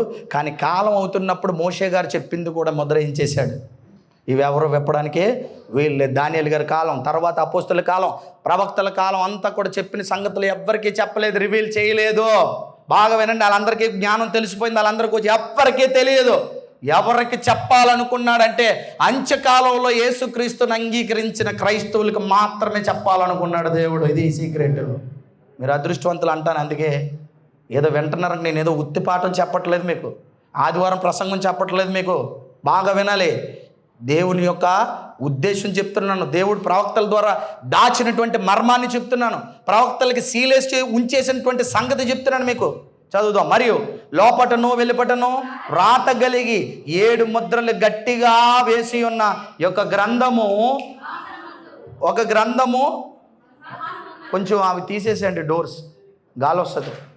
అది మీకు ఏసీ కోసం వేస్తాం. ఏసీ వచ్చింది ఇప్పుడు దాకా, మీకు కరెంట్ పోయింది. ఏమంట అన్న? ఆ డోర్స్ కూడా తీసేసేయండి, మీకు గాలి వస్తుంది. ఆ డోర్స్ తీస్తే మీకు గాలి వస్తుంది. కొంచెం డోర్స్ తీసుకుంటే మీకు గాలి వస్తుంది. ప్లీజ్, అయిపోయింది, ముగిద్దాం, భోజనానికి వెళ్ళిపోదాం. రెడీ చేస్తున్నారు మీకోసం. మరియు లోపటను వెలుపటను రాత కలిగి 7 ముద్రలు గట్టిగా వేసి ఉన్న యొక్క గ్రంథము సింహాసనమునందు ఆసీనుడై ఉన్నవాని కుడి చేతులు. అంటే అర్థం ఏంటి? రైట్ హ్యాండ్ మంచిదా చెడ్డదా? కుడి చేయని ఎందుకు చెప్పాడంటే, ఎవడైనా కుడి చేతి డబ్బులు ఇచ్చారు, ఎడం చేతి ఎత్తే ఏమంటారండి? ఎడం చేతి ఇచ్చారంటే దేంతో ఇవ్వమంటారు? కుడి చేతి ఎవరో బాబు అంటారు. ఎడం చేతి ఎవడు ఇచ్చినా మనకేంటంటే అశుభం. అంటే మనకు అర్థం అవ్వాలని చెప్తున్నాడు. ఇది ఎవరి చేతిలో ఉందో తెలుసా? వినండి, అయిపోయింది లాస్ట్. ఇది ఎవరి చేతిలో? సింహాసనం ఆసీనుడు. అంటే ఈ గ్రంథాన్ని చేతబట్టుకున్న ఒక ఆయన సింహాసనమందు పరలోకంలో కూర్చున్నాడు. ఆయనే పరలోకమందున్న దేవుడు. ఎవరి చేతిలో ఉందండి ఈ బుక్? నీ చేతికి రాకముందు టోటల్గా రాయించి ముద్రేసిన పుస్తకం. ఇది ఎక్కడ కాపీ కాదు, ఈ భూమి మీదకి నీ కాపీగా రాకముందే మొత్తం అంతటినీ కూడా రాయించేసి దాచేసి సీలేసి ఎవరి చేతిలో పట్టుకున్నాడట? సింహాసనం ఆసీనుడైన వాడి చేతిలో పట్టుకున్నాడు. ఆయనే దేవుడట. ముందుకెళ్దాం. మరియు దాని ముద్రలు తీసి ఆ గ్రంథము విప్పుటకు యోగ్యుడు అయిన వాడెవడని బలిష్ఠుడైన యొక్క దేవదూత బిగ్గరగా ప్రచురింపగా చూచితిని. అరిసిందంట. దేవదూత వచ్చిందంట. ఏమని? ఏయ్ పరలోకంలో ఉన్న దూతల్లారా, ఈ గ్రంథం పరలోకమందున్న దేవుడి కుడి చేతిలో ఉంది. ఇప్పుటకు మీలో ఎవడైనా ఎనీబడి ఇస్ దేర్ అని అడిగాడట. ఏమని అడిగాడు? ఎనీబడి ఇస్ దేర్ అని అడిగితే ఏమన్నారు తెలుసా? చదువుదాం. అయితే పరలోకమందు కానీ భూమి మీద, మళ్ళీ వినాలి, ఎక్కడట? పరలోకమందు కానీ భూమి మీద. అంటే భూమి ఎక్కడుంది? పరలోకంలో కుడి చేతిలో పట్టుకుంటే పరలోకంలో ఎప్పడానికి ఏ దేవదూత లేరట. వాళ్ళు మల్లాటి పార్టీ స్తుతి స్తుతి స్తుతి ఆరాధన ఎప్పినోడేడి. వాళ్ళకి ఏం రాదు, మనకేం రాదు. వాళ్ళకి స్తుతి వచ్చు, మనకేంటి వచ్చు. పాప విషయం ఏంటంటే దేవదూతలకి బైబిల్ లేదు, మనకు ఉంది. వాళ్ళు చదవడానికి లేదు, మనకు చదవడానికి ఉండి చదవం, వాళ్ళకి లేక చదవరు. ఇది విచిత్రం. చదవడానికి మనకుండి భూమి మీద మనం చదవడానికి లేక వాళ్ళు చదవరు. నీకు తెలియదు కదా ఈ సంగతులు, సీక్రెట్ ఇదే. ముందుకెళ్దాం.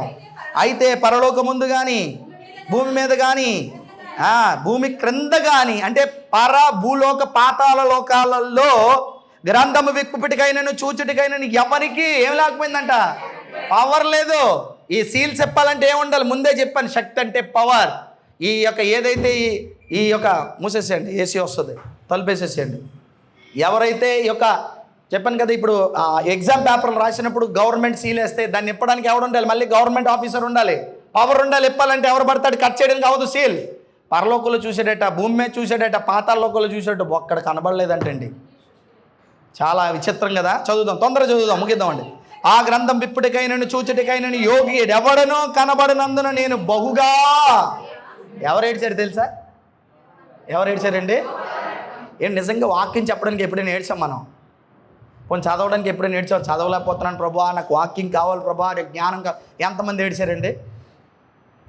కానీ యోహాన్ గారికి హ్యాట్స్ ఆఫ్ కదా. ఎవడు లేడా ప్రభా, ఈ జ్ఞానం నేను తెలుసుకోలేనేమో, నాకు కూడా తెలీదు. నువ్వు దర్శనంలో చెప్పు, చాలా సంగతులు ముద్రలు వేసావు, అవి ఇప్పి నాకు రావాలంటే ఎవరు చెప్తారు? మీకు ఎప్పుడైనా బాధ వేసిందా? కానీ మనం ఒకరోజు మాత్రం బాగా ఏడుస్తాం. ఎప్పుడండి? ప్రార్థనలో మాత్రం ఏడొద్దన్న ఏడుపు ప్రార్థన. ఏడుస్తాం మేడమా? దేనికోసం ఏడుస్తాం అంటే, ప్రభా నాకు కష్టాలు ఎక్కువైపోయాయి, అవునా, నాకు ఇబ్బందులు ఎక్కువయ్యాయి. నేను మీరు ఏడడం తప్పని అన్న కానీ, మీరు అడగడం తప్పని అన్న కానీ, వాక్యం కోసం అసలు ఏడకపోవడం పెద్ద తప్పు అంటాను నేను. మీరు నేర్చుకోవాల్సింది వదిలేస్తున్నారు. ఎవరు చెప్తారండి ఈ మాటలో? యోహాన్ గారు ఏమన్నారంటే, ప్రభా నేను నేర్చుకోలేనా, నాకు చెప్పవా, నాకు తెలీదా? ఎవడు లేడా అనుకుని ఎవరు ఏడుస్తున్నారు?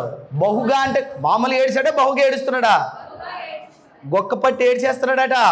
ఎవరు చెప్తారు ఈ జ్ఞానం అనుకుని? మనం ఎప్పుడు ఏడవండి దేవుడు వాక్యం కోసం. మనం ఏడుపంతా ఈ లోకంలో ఎలా బతకాలని. మరి పరలోకం పోవా? పరలోకం వెళ్ళాలంటే జ్ఞానం వద్దా? ముద్ర లేబడిన జ్ఞానం వద్దా? చెప్పండి అసలు ఎంత బాగుందో. ముందుకెళ్దాం. ఆ పెద్దల్లో ఒకడు ఏడవకో ఏమని చెప్పాడు? డోంట్ క్రై, నువ్వు ఏడద్దు. ఏం చేయాలి మరి? ఎవరంటండి? దావీదు. ఎవరట? చిగురు.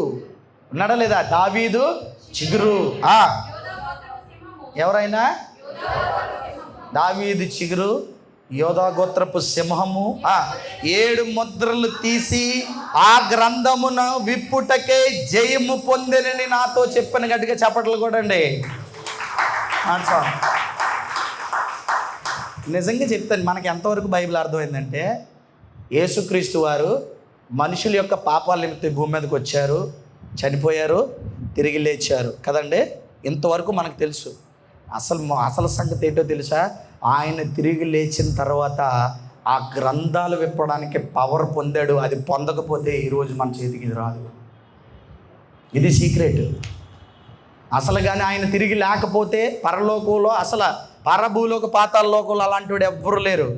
ఎవరి చేతులతో దీన్ని ఇప్పారంటే ఇది దేవుడి చేతిలో ఉంటే దాన్ని అందుకున్నోడు లేడు. సీల్ వేసారు దేవుడు.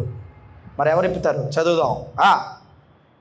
మరియు సింహాసనమునకును 6వ వచనం, ఆ 4 జీవులకును పెద్దలకును మధ్య వధింపబడినట్లుండ గొర్రెపిల్ల నిలిచి ఉండేటకు చూచితిని. ఆ గొర్రెపిల్లకి 7 కొమ్ములను 7 కన్నులుండెను. ఆ కన్నులు భూమి యందంతటా పంపబడిన దేవుని 7 ఆత్మలు. ఏంటో 7 ఆత్మలు తెలుసా మీకు? దేవుని 7 సంఘాలు. 7 సంఘాలు అంటే సంపూర్ణమని. ఈ టోటల్గా ఈ హక్కు ఎవరికి ఇచ్చారంటే విప్పడానికి సంఘములో ఉన్న నీకు మాత్రమే ఇచ్చాడు దేవుడు. అర్థమైందా? దేవుని చేత ఏర్పరచబడిన నువ్వు, సంఘంగా ఉన్న నువ్వు, సంఘమైన నువ్వు, నీకే హక్కు ఉందన్నాడు. యేసుక్రీస్తు దాన్ని విప్పితే ఇది చదివే హక్కు ఎవరికి ఉందంటే భూమి మీద యేసుక్రీస్తుని ధరించుకున్నోడికి మాత్రమే ఉంది. ఈరోజు ఎవడు పడతాడు చదివేస్తాడు ఈ గ్రంథాన్ని. అవునా కదా? ఇందులో ఏమున్నాయట? మీ నల్లట్టు పుస్తకం ఇందులో అవి ఉన్నాయి ఇవి ఉన్నాయి. ఏం తెలుసు నీకు? దీని చరిత్ర తెలుసా అసలు? పరలోకంలో దీనికి చరిత్ర ఉంది, భూలోకంలో దీనికి చరిత్ర ఉంది, పాతాళ లోకంలో కూడా దీన్ని విప్పేవాడెవడు లేడు, చెప్పేవాడెవడు లేడు. అంటే ఈ లోకాలలో అత్యధికంగా అద్భుతంగా గొప్పోడుగా గనుగుడుగా ఉన్న ఆయన ఎవరో? యేసుక్రీస్తు. మరి ఇప్పుడు చెప్పండి, ఈ పుస్తకాన్ని విప్పడానికి అర్హుడెవరో? చదువుదాం, మీకు అర్థమవుతుంది. ఆయన వచ్చి సింహాసనమునందు ఆసీనుడైన వాడి కుడి చేతుల్లో నుండి ఆ గ్రంథాన్ని ఏం చేశాడట? తీసుకున్నాను, ఇచ్చేశాడు దేవుడు. తీసుకోవడానికి యోగ్యుడు ఆయన. 8 ఆయన దాన్ని తీసుకున్నప్పుడు ఆ 4 జీవులను వేనలు ధూపద్రవ్యములతో నిండిన సువర్ణ పాత్రలను పట్టుకొని ఉన్న ఆ 24 పెద్దలను ఆ గొర్రె పిల్ల ఎదుట సాగిలపడి ఆ పాత్రలు పరిశుద్ధ ప్రార్థనలు నరా. ఇది తీసినప్పుడు అంటే గ్రంథాలు విప్పినప్పుడు పెద్ద ఈవెంట్ చేశారట. ఎక్కడ తెలుసా మీకు అసలు? వీణులు పట్టుకొని వాయించారంటే ఏం జరుగుతుంది అక్కడ? పెద్ద ప్రతిగానాలు జరుగుతుంటే పెద్ద ఈవెంట్ జరిగింది అక్కడ. పెద్ద పండగే జరిగింది బుక్ కోసం. దీన్ని పట్టుకున్నాడు ముట్టుకున్నాడు ఎవడు లేకపోతే దేవుడు కుడిపార్శ్వమందు ఉన్నటువంటి కూర్చోవడానికి అర్హుడైనటువంటి ఆయనే వెళ్ళి కుడి చేతిలో ఉన్న ఎవరు కుడిపార్శ్వమందు కూర్చోవడానికి అర్హుడో ఆయనే దేవుడు కుడి చేతిలో ఉన్నటువంటి గ్రంథాన్ని అందుకొని విప్పుతుంటే పరలోకంలో పెద్ద ఈవెంట్ జరిగిందంట. ఇది సీక్రెట్. ఇంత పెద్ద ఈవెంట్తో ఓపెన్ చేశాడు ఈ గ్రంథాన్ని. తెలుసా? పరలోకంలో పెద్ద ఈవెంట్ జరిగింది ఈ గ్రంథాన్ని ఓపెన్ చేయడానికి. వీణులు వాయించారు, అద్భుతంగా ప్రతిగానాలు చేస్తూ పరలోకం దద్దరెళ్ళిపోయింది ఈ గ్రంథాన్ని యేసుక్రీస్తు ఓపెన్ చేసినప్పుడు. చిన్నదనుకుంటున్నావు? ఈ పుస్తకం నీ చేతిలో ఉన్నది పరలోక దేవుని చేతిలో ఉన్న గ్రంథం ఇది. ఈ భూమి మీదకి రావడం మన అదృష్టం. ఎవరిప్పారట ఇవి? యోహాను గారు దానికి సీల్స్ కొట్టేస్తే ఇప్పడానికి ఎవడో యోగ్యులు లేకపోతే ఎవరు ఏడ్చారండి? చదువుదాం. ఆ పెద్దలు, నీవు ఆ గ్రంథమును తీసుకుని దాని ముద్రలు విప్పుటకు యోగ్యుడవు. నీవు వధింపబడిన వాడవై నీ రక్తం ఇచ్చి ప్రతి వంశంలోనూ ఆయా భాషలు మాట్లాడే వారిలోనూ ప్రతి ప్రజలను ప్రతి జనములోను దేవుని కొరకు మనుషులను కొని మా దేవునికి వారిని ఒక రాజ్యముగాను యాజకులుగాను చేసితివి గనుక వారు భూలోకమందు ఏలుదురని కొత్త పాట. అర్థమైంది లేదా? అసలు ఈ గ్రంథం మీ చేతిలో ఉంటే ఈ భూమి మీద ఎవ్వడో నీతో మాట్లాడడానికి సరిపోదు. ఇదే నువ్వు ఏలిక. భూలోకాన్ని ఏరుతావు అన్నాడు. ఎక్కడ ఏరుతావు అన్నాడు? మళ్ళీ పరలోకోలు ఇప్పారు కదండి, భూలోకానికి ఏంటి సంబంధం అని అనుకుంటున్నారా? అసలు ఈ గ్రంథాన్ని పరలోకం నుంచి మెయిన్ కాపీ ఎక్కడుంది? అర్థమైందా? అన్నీ అక్కడే సీలేసి ఇస్తే దాన్ని ఇప్పి పరిశుద్ధాత్మతో ఈ భూమి మీదకి తీసుకొచ్చింది ఎవరో తెలుసా? పరిశుద్ధాత్మ ప్రేరణ ఇచ్చి మాట్లాడించడానికి. నేను వెళ్ళిన తర్వాత సర్వసత్యం ఎవరు చెప్తారు? ఆదరణకర్త వస్తాడు. అంటే విప్పే బాధ్యత నాది, చెప్పే బాధ్యత ఆయనది. అర్థమైందా? ఈ భూమి మీదకి అలా వచ్చింది గ్రంథం. పెద్ద ఈవెంట్తో వచ్చింది పుస్తకం. ఈ భూమి మీద నువ్వు ఏలాలంటే ఈ గ్రంథం నీ చేతిలో ఉండాలి. నువ్వు గొప్పోడుగా ఈ భూమి మీద బతకాలంటే, గొప్పగా 10 మాటలు చెప్పాలంటే జ్ఞానం నీకు రావాలన్నాడు. అర్థమైందా లేదా? ఓకే. ఇక యోహాను గారు ఏమంటున్నారంటే, మరి అయితే నేను తెలిసేసుకున్నాను కదా, మరి ఇక్కడతో క్లోజ్ చేసేస్తారా అని అడిగితే కాదు. ఈ గ్రంథం ఏం రావాలట? 3000 భాషల కంటే ఎక్కువ రావాలి కదా. ఇందులో దేవుడి చిత్తం ఉందా లేదా? ఏంటి మనుషుల రాసేస్తే వచ్చేస్తుంది అనుకుంటున్నారా? ఇదే 5వ అధ్యాయం చెప్పిన తర్వాత ముగింపులోకి వెళ్దాం. 6వ అధ్యాయంకి వెళ్దాం. ప్రకటన గ్రంథం 9-10 వచనాలు.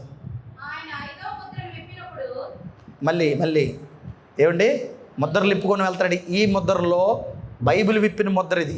ఆ ముద్రలో 5వ ముద్ర విప్పినప్పుడు ఏం జరిగిందంట? దేవుడు వాక్యము నిమిత్తము తామిచ్చిన సాక్ష్యము నిమిత్తము వధింపబడిన వారి ఆత్మలను బలిపీఠము కింద చూచితిని. ఎవరట?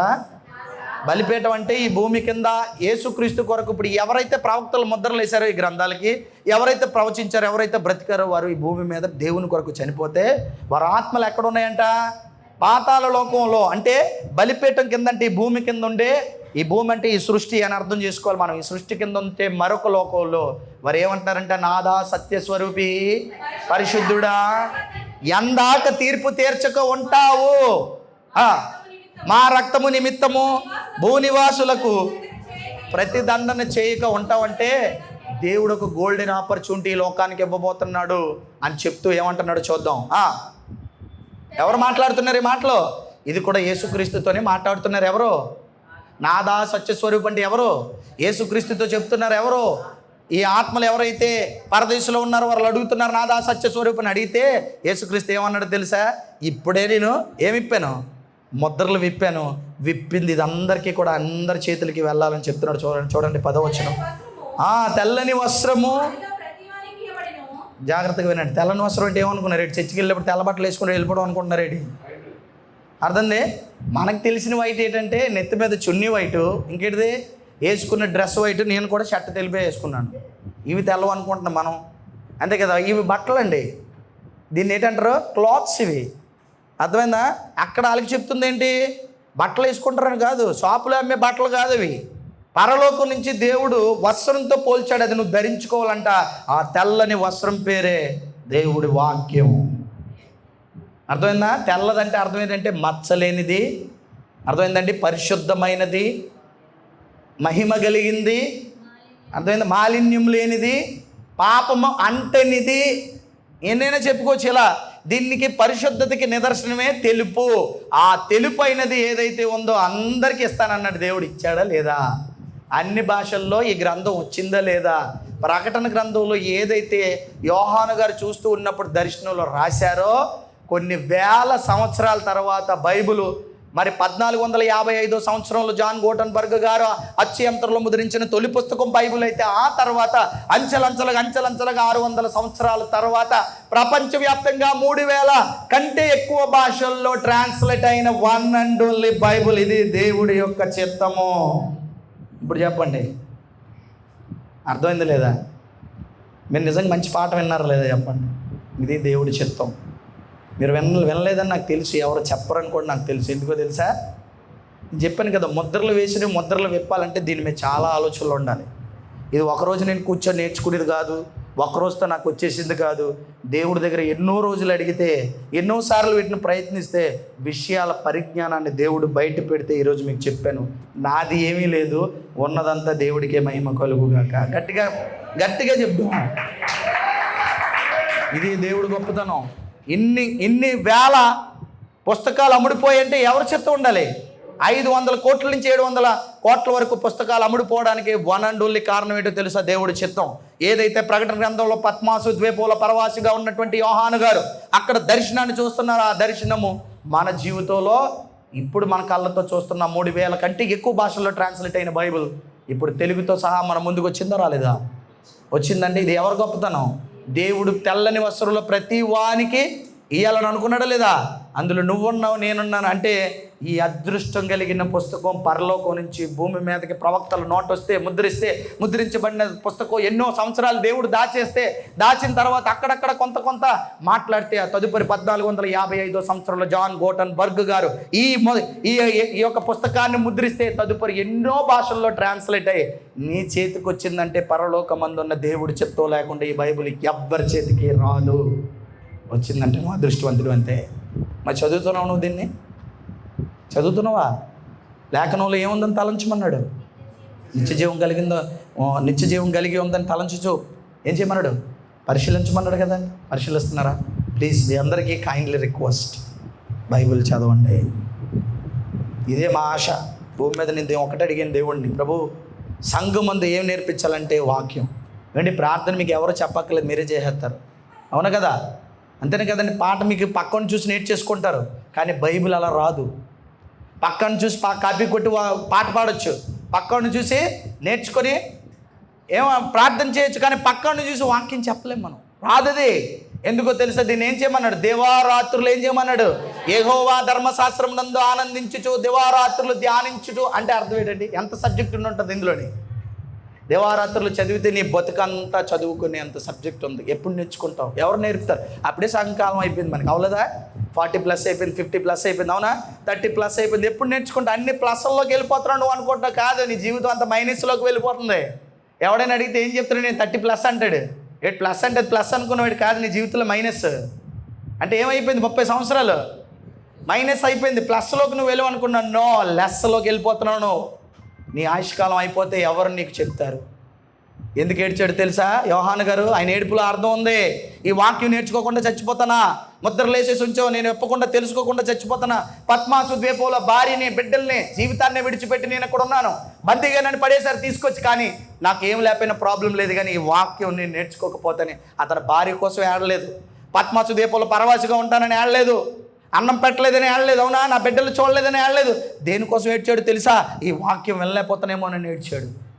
దేవుడు నాకు ఇది చెప్పడేమో, ముద్రలు నేను తెలుసుకోలేము, వాక్యం నేను అసలు నా జీవితంలో తెలుసుకోలేనేమో అని ఏడ్చాడు. మనం ఎందుకు ఏడుస్తాం? యోహాను గారు లాంటి ఏడుపు రావాలి ప్రతి క్రైస్తవుడికి, వాక్యం తెలుసుకోకుండా చచ్చిపోతానేమోనని. కానీ మనం దేనికి ఏడుస్తాం అంటే ప్రార్థనలో భార్య కోసం, బిడ్డల కోసం, అవసరాల కోసం, అంతేనా? వాక్యం నేర్చుకోలేదు ప్రభు అని ఏడ్చే ఒక క్రైస్తవుడు ఉన్నాడు అంటారా? ఇంక్లూడ్ మీ. నన్ను కూడా అందులో కలుపుకుంటాను మీతో పాటు, ఎందుకంటే మిమ్మల్ని అంటే మీరు బాధపడతారు, నేను కూడా ఉన్నాను అందులో. ఉన్నామా? ప్రార్థన చేయండి ఒకసారి ఎప్పుడైనా, ప్రభు ఈ వాక్యాన్ని మాకు నేర్పించండి. ఆదికాండం నుంచి ప్రకటన గ్రంథం వరకు 66 పుస్తకాలు ఎప్పుడు నేర్చుకుంటాం? అన్నీ నేర్చుకుంటాం. ఏమి నేర్చుకోవట్లేదు మనం? ఏమి నేర్చుకోవట్లేదండి. లాస్ట్ మాట చెప్పి ముగిస్తాను. మీ పిల్లలకి ఏమి ఇస్తారు ఆస్తులుగా చెప్పండి? ఏమిస్తారు? మీరు దాచుకున్న సంపద, బ్యాంక్ బ్యాలెన్స్, మీకున్న ఇల్లులు, అవునా, స్థలాలు, ఇవన్నీ కూడా మీ పిల్లల పేరు మీద రాసి వెళ్ళిపోతారు. మీకు ఒకటి చెప్పనా, ఈ ప్రపంచంలో ఎన్ని సంపదలు ఉన్నా ఎక్కడే విడిచి మీలాగా వాళ్ళు వెళ్ళిపోతారు, కానీ మీరు ఇవ్వాల్సిన అత్యద్భుత పరలోక సంపద ఇది. ఇస్తారా? ఇది ఆయన ఎక్కడికి తీసుకెళ్తుందో తెలుసా? పరలోకానికి తీసుకువెళ్తుంది, పాపం నుంచి తప్పిస్తుంది, సత్యవంతుడిగా ఈ భూమి మీద బతికిస్తుంది. అందుకే దేవుడు ఏమన్నాడు? నీతిని, తిరుగుబాటుని, ఇంకేటి, పాపమును మాన్పివేయటకు ఉన్న సంగతులు ముద్రించమన్నాడు. ఇందులో అన్ని సంగతులు ఉన్నాయి, ముద్ర వేసి ఉన్నాయి. యేసుక్రీస్తు విప్పాడు, మన చేతికి ఇచ్చాడు. ఇప్పుడు ఇప్పి చదివినోడు ఎవడు ఈ భూమి మీద? ఆయన ఇప్పేశాడు పరలోకంలో. ఈ భూమి మీద విప్పినోడు ఎవడు? చేతిలో ఎప్పుడు కూడా ఇది సీల్గానే ఉంటుంది. కొందరు బైబిల్ అయితే అసలు అరగో నలగో. కొత్త బైబిల్ సంవత్సరం ఎప్పుడో పెళ్లిలో మార్చుకున్న బైబిల్ ఇప్పటికీ భద్రంగా ఉంటుంది. అని చదివినాడేడి రాసుకుంటారు. బైబిల్ దాచుకోవడానికి కాదు, చదువుకోవడానికి. అర్థమైందండి? బైబిల్ దాచుకోవడానికి కాదు, దేనికట? చదువుకోవడానికి. పెళ్లిలో ఇచ్చిన బైబిల్ అని చెప్తారు చాలా చక్కగా. అయితే సో వాటి పరలోకం పట్టుకెళ్ళిపోతాడు వాడు, కొంప తీసుకొని. నువ్వు తీసుకెళ్ళడానికి కావద్దు, అక్కడ ఆల్రెడీ ఇప్పేశాడు. ఎందుకంటే ఒరిజినల్ బైబిల్ ఉంది అక్కడ. నువ్వు చదవడానికి బైబిల్ ఉంది తప్ప దాచుకోవడానికి కాదు. దాచుకునే బైబిల్ కాదు, విప్పబడిన బైబిల్ కావాలి. విప్పబడి చదివినోడు కావాలి, విప్పి ఈ ప్రపంచానికి చెప్పునోడు కావాలి. మన తరాన్ని కాపాడడానికి అవకాశం దేవుడు ఇచ్చాడు. అందుకే ఈ భూమి మీద ఇంకా మనం బతుకున్నామని మర్చిపోకండి. ఇది దేవుడు చెప్పింది. మరి ఈ మాటను ఎంతవరకు మనం పాటిస్తాం? మీ విజ్ఞతకు విడిచిపెట్టాను. దూరం నుంచి వచ్చారు, మీకు మంచి భోజనం పెట్టాలని అనుకున్నాం, అంతకంటే ముందు మంచి వాక్యం చెప్పాలనుకున్నాం. తదుపరి క్లాస్ మధ్యాహ్నం మీకు ఏమైనా డౌట్స్ ఉంటే, మధ్యాహ్నం క్లాస్ ఏంటంటే చాలామందికి అనుమానాలు, అంటే బైబిల్ మీద, మీ మీద, నా మీద. అర్థమైందండి? నా మీద అంటే పాస్టర్ గారి మీద, విశ్వాసుల మీద, బైబిల్ మీద చాలా అనుమానాలు ఉంటాయి. మేము చేస్తుంది అసలు మంచేనా, మేము చేస్తుంది రైటేనా, మేము పరలోకం వెళ్తామా, ఇలాంటి అనుమానాలు చాలా ఉంటాయి. ఈ అనుమానాలన్నీ కూడా మనం నివృత్తి చేసుకోవడానికి మనం అందరూ ఏం చేయాలంటే గొప్పగా దేవుడి వాక్యాన్ని ప్రకటించడానికి ఇష్టపడాలి. ఎంతమంది ఇష్టపడతారు చెప్పండి? చాలామంది ఎత్తలేరు చెయ్యాలి. ఏం భయపడుతున్నారేంటి? పోనీ ఈరోజు ఇంకా చిన్న రిక్వెస్ట్, ఈ రోజు నుంచి ఎంతమంది బైబిల్ చదువుతారు చెప్పండి? చదవలేదని నాకు తెలుసు, ఎంతమంది చదువుతారు చెప్పండి? ఎంతమంది? లేదా అసలు ఎవర్రా దేవుడికి మాట ఇవ్వడానికి? మీకు దేవుడు మన కోసం ప్రవక్తలు ఇచ్చాడు, అవునా, అపోస్తలు ఇచ్చాడు, అవునా కదా? పరలోక జీవితాన్ని ఇవ్వడానికి యేసుక్రీస్తునే బలియాగంగా సిలువ మీద ఇచ్చాడు. కనీసం 1 గంట సేపు క్రైస్తవుడిగా బైబిల్ చదవడానికి కమిట్మెంట్ ఇవ్వకపోతే నిజంగా మనం క్రైస్తవులమేనా? ప్రశ్న ఇది. దేవుడి కోసం బతకండి, ఏం లేదు, పోవా అయిపోతామండి. మీకు ఒక విషయం ఏంటంటే, మనం వైజాగ్లో ఉండిపోయాం. మనం కానీ నిజంగా దేవుడు అంటే ఎప్పుడు భయం వచ్చినట్టే, ఇజ్రాయెల్ పక్క దేశం ఉంది కదా, ఏంటిదంటే అది హమాసులో ఉండుంటే అప్పుడు దేవుడు గుర్తొచ్చినండి మనకి. విశాఖపట్నంలో ఉండి గుర్తు రావట్లేదు మనకి. ఎందుకంటే ఎటు చూసినా మనకు అన్నీ ఏముంటాయి? ఏమంటే ఎదురుగా పెద్ద హాస్పిటల్లో మనకి రోగం వచ్చిందంటే మనకి కేజెచ్ ఉంది, అవునా కదా? పెద్ద పెద్ద హాస్పిటల్ ఉన్నాయి, ఎక్కడ మల్టీ స్పెషాలిటీ హాస్పిటల్ చుట్టుపక్కలంతా అవే. ఇంకా అక్కడికి వెళ్ళిపోయి ఇంకా పెద్ద పెద్దవి ఉన్నాయి. డబ్బులు మన చేతిలో ఉండాలి, కానీ ఏమి మనకి రోగానికి ఇబ్బంది లేదు. డబ్బులు మన చేతిలో ఉండాలి, కానీ కొనుక్కోవడానికి ఏ వస్తువు కరువు మనకి? చెప్పాలి. ఎందుకు ఈ మాట చెప్పానంటే, యుద్ధం జరుగుతుంటే మొత్తం అంతా అష్టదిగ్బంధన అంటారు కదా, ఎక్కడికి రాకపోతే పిల్లలు ఆకలితో ఆమాసలో చచ్చిపోతున్నారంటే ఎవరికైనా బాధ ఉందా? నువ్వు ఉంటే ఏం చేస్తావు అక్కడ? అప్పుడు గుర్తొచ్చినేమో దేవుడు నీకు. దేవుడు సర్వ సమృద్ధినిచ్చి మనల్ని విశాఖపట్నంలో పెట్టాడు కదా విశాలంగా. అందుకే భయం లేకుండా పోయింది. మెట్రో సిటీ ఒకటి అవుతుంది మందే. అవునండి, ఏమవుతుంది? మెట్రో సిటీ ఒకటి అవుతుంది. ఇంకా అసలు మాటేనో కదండి, ఎప్పుడు చూసినా ఎందులో తిరుగుతాం? మెట్రో. అవునా కదా? ఒకటి గుర్తుపెట్టుకో, నువ్వు ఎంత మెట్రోలో తిరిగినా, ఎంత పైకి వెళ్ళినా మనకు బాక్స్ మాత్రం ఇస్తారు లాస్ట్లో. ఏంటిది తెలీదా? ప్యాక్ కదా. ఏం ప్యాక్ అది? మీకే తెలుస్తుంది. ఇక ఈ నల్లని పుస్తకాన్ని చదవకపోతే నల్లని పెట్టిలోకి వెళ్ళిపోతాం అనమాట. అర్థమైందా లేదా? ఈ నల్లగా అంటున్నారు కదా, ఈ అట్ట నలిపోవచ్చు, లోనవన్నీ తెలిపి. ఈ అట్ట ఎందుకు నల్లగా ఉందంటే ఈ నీ జీవితానికి సాదృశ్యం ఇది. ఒరే, నల్లగా ఉన్న నీ బతుకుని అది ఇప్పి చదివితే తెల్లగా మారుతావురా. అందుకే దీనికి నల్లట్టేసావురా. దీన్ని కానీ ఒకవేళ నువ్వు తెలుసుకోకపోయావంటే బాక్స్ మీద ఏంటి కప్పుతారు? నల్లగా ఉంటుంది కదా. నల్లటి బాక్సులోకి వెళ్ళిపోతే తర్వాత ఎప్పడానికి చెప్పడానికి ఎవడో ఉండడురా. ఇదే నీకు ఆఖరి గోల్డెన్ ఆపర్చునిటీరా. వినియోగించుకుంటే పరలోకానికి వారసుడవుతావు, వద్దనుకుంటే పెట్టికి పరిమితం అయిపోతావు. Thank you all. God bless you. మధ్యాహ్నం కాలం భోజనం చేసి తదుపరి క్లాస్లో ఉన్నాం.